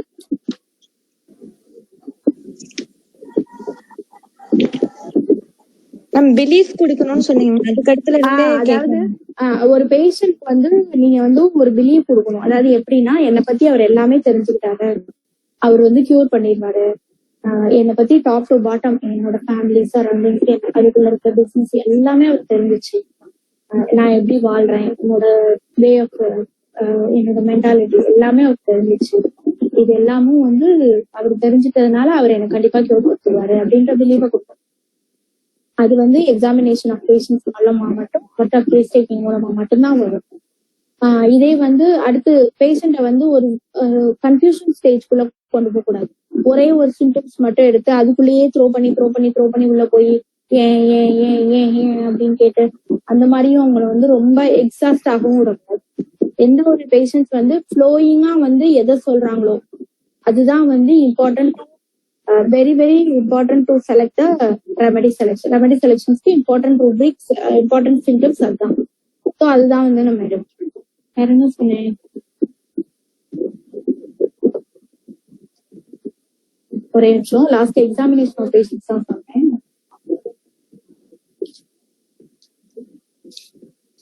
ஒரு பேஷண்ட்ஸோட கான்வர்சேஷன், அவங்களோட எக்ஸ்பிரஷன், இதெல்லாம் வந்து ரொம்ப இம்பார்ட்டன்ட். அந்த இது மென்சஸ்லாம் வந்து தெரிஞ்சிச்சு இல்லையா? மென்சஸ், ஸ்லீப்பு, டியூரிங் ஸ்டூல், அதெல்லாம் வந்து கிளியரா இருந்ததுல? Yes ma'am. Okay, right.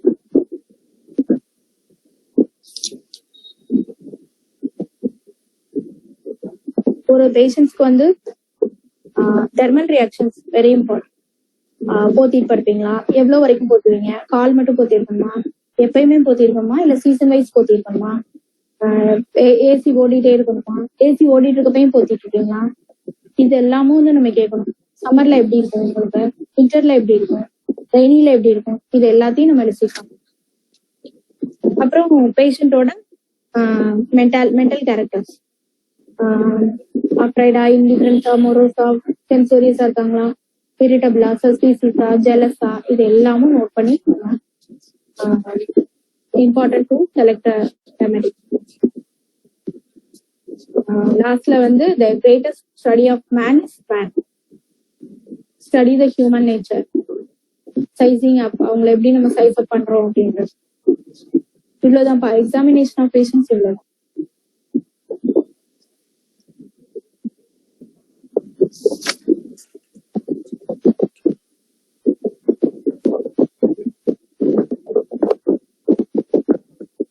என்னது doctor, will you explain all the topics in the end? என்ன டாபிக்ஸ் எல்லாம்? ஸ்கோப் ஆஃப் ஹோமியோபதி ஃபுல்லாவா? நான் ப்ரிப்பேர் பண்ணலையே, அந்த மாதிரி நான் ப்ரிப்பேர் பண்ணலப்பா, சாரி. எனக்கு இந்த 10 கொஸ்டின்ஸ் மட்டும்தான் கொடுத்துருந்தாங்க. அதுலயுமே வந்து லா ஆஃப் கியூர் எனக்கு பண்ண முடியல, டைம் இல்லை எனக்கு, அதனால நான் பண்ணல. Clay placebo.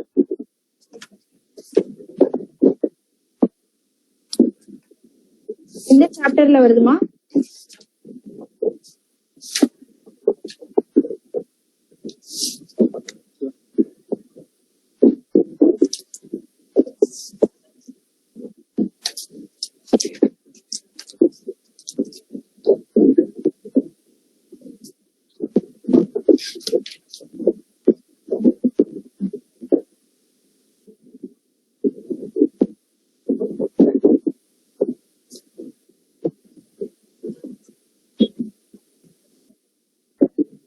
Second best ரெமடியா?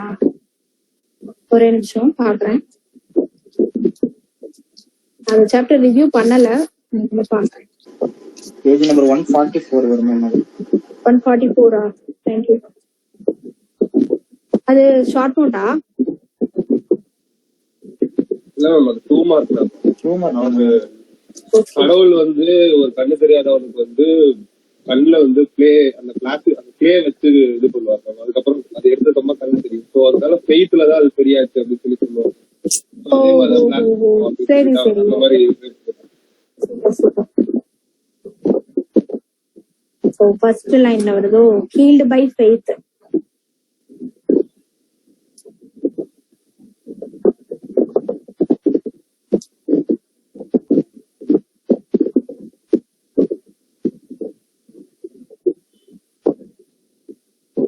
நீங்க சொன்னதுதான் மேம் கான்ஃபிடன்ஸ் கரெக்டா? அது இதுதான்மா ஃபால்ஸ் ஃபைட், வேற ஒண்ணும் இல்ல. ரொம்ப மைனூட்டான கேக்குறாங்களா? எங்களுக்குலாம் 2 மார்க்லாம் கிடையாது, அதனால பிரச்சனையே இல்ல. எப்படினாலும் கதை அடிச்சிருவோம். இப்படி யாரும் எங்களுக்கு சொல்லியும் கொடுக்கல அப்படிலாம்.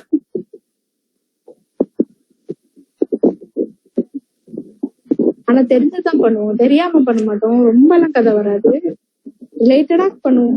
எங்களுக்கு தெரிஞ்ச வரைக்கும் நாங்களாம் குரூப்பா உட்காந்து படிச்சு பண்ணோம்.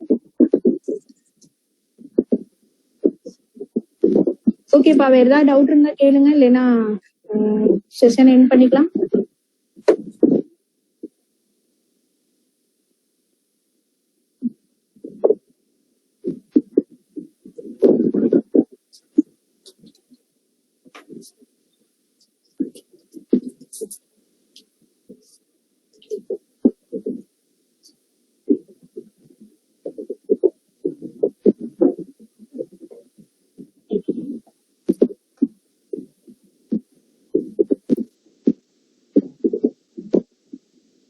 Okay right. Lekha, session end பண்ணிக்கலாமா? Okay ma'am. Thank you ma'am. Thank you so much ma'am. உங்களோட ஃபீட்பேக் வந்து மக்களோட ஹோமியோபதியோட இன்ஸ்டாகிராம் பேஜ் வந்து டிஎம் பண்ணிடுங்க. Thank you so much for useful session ma'am.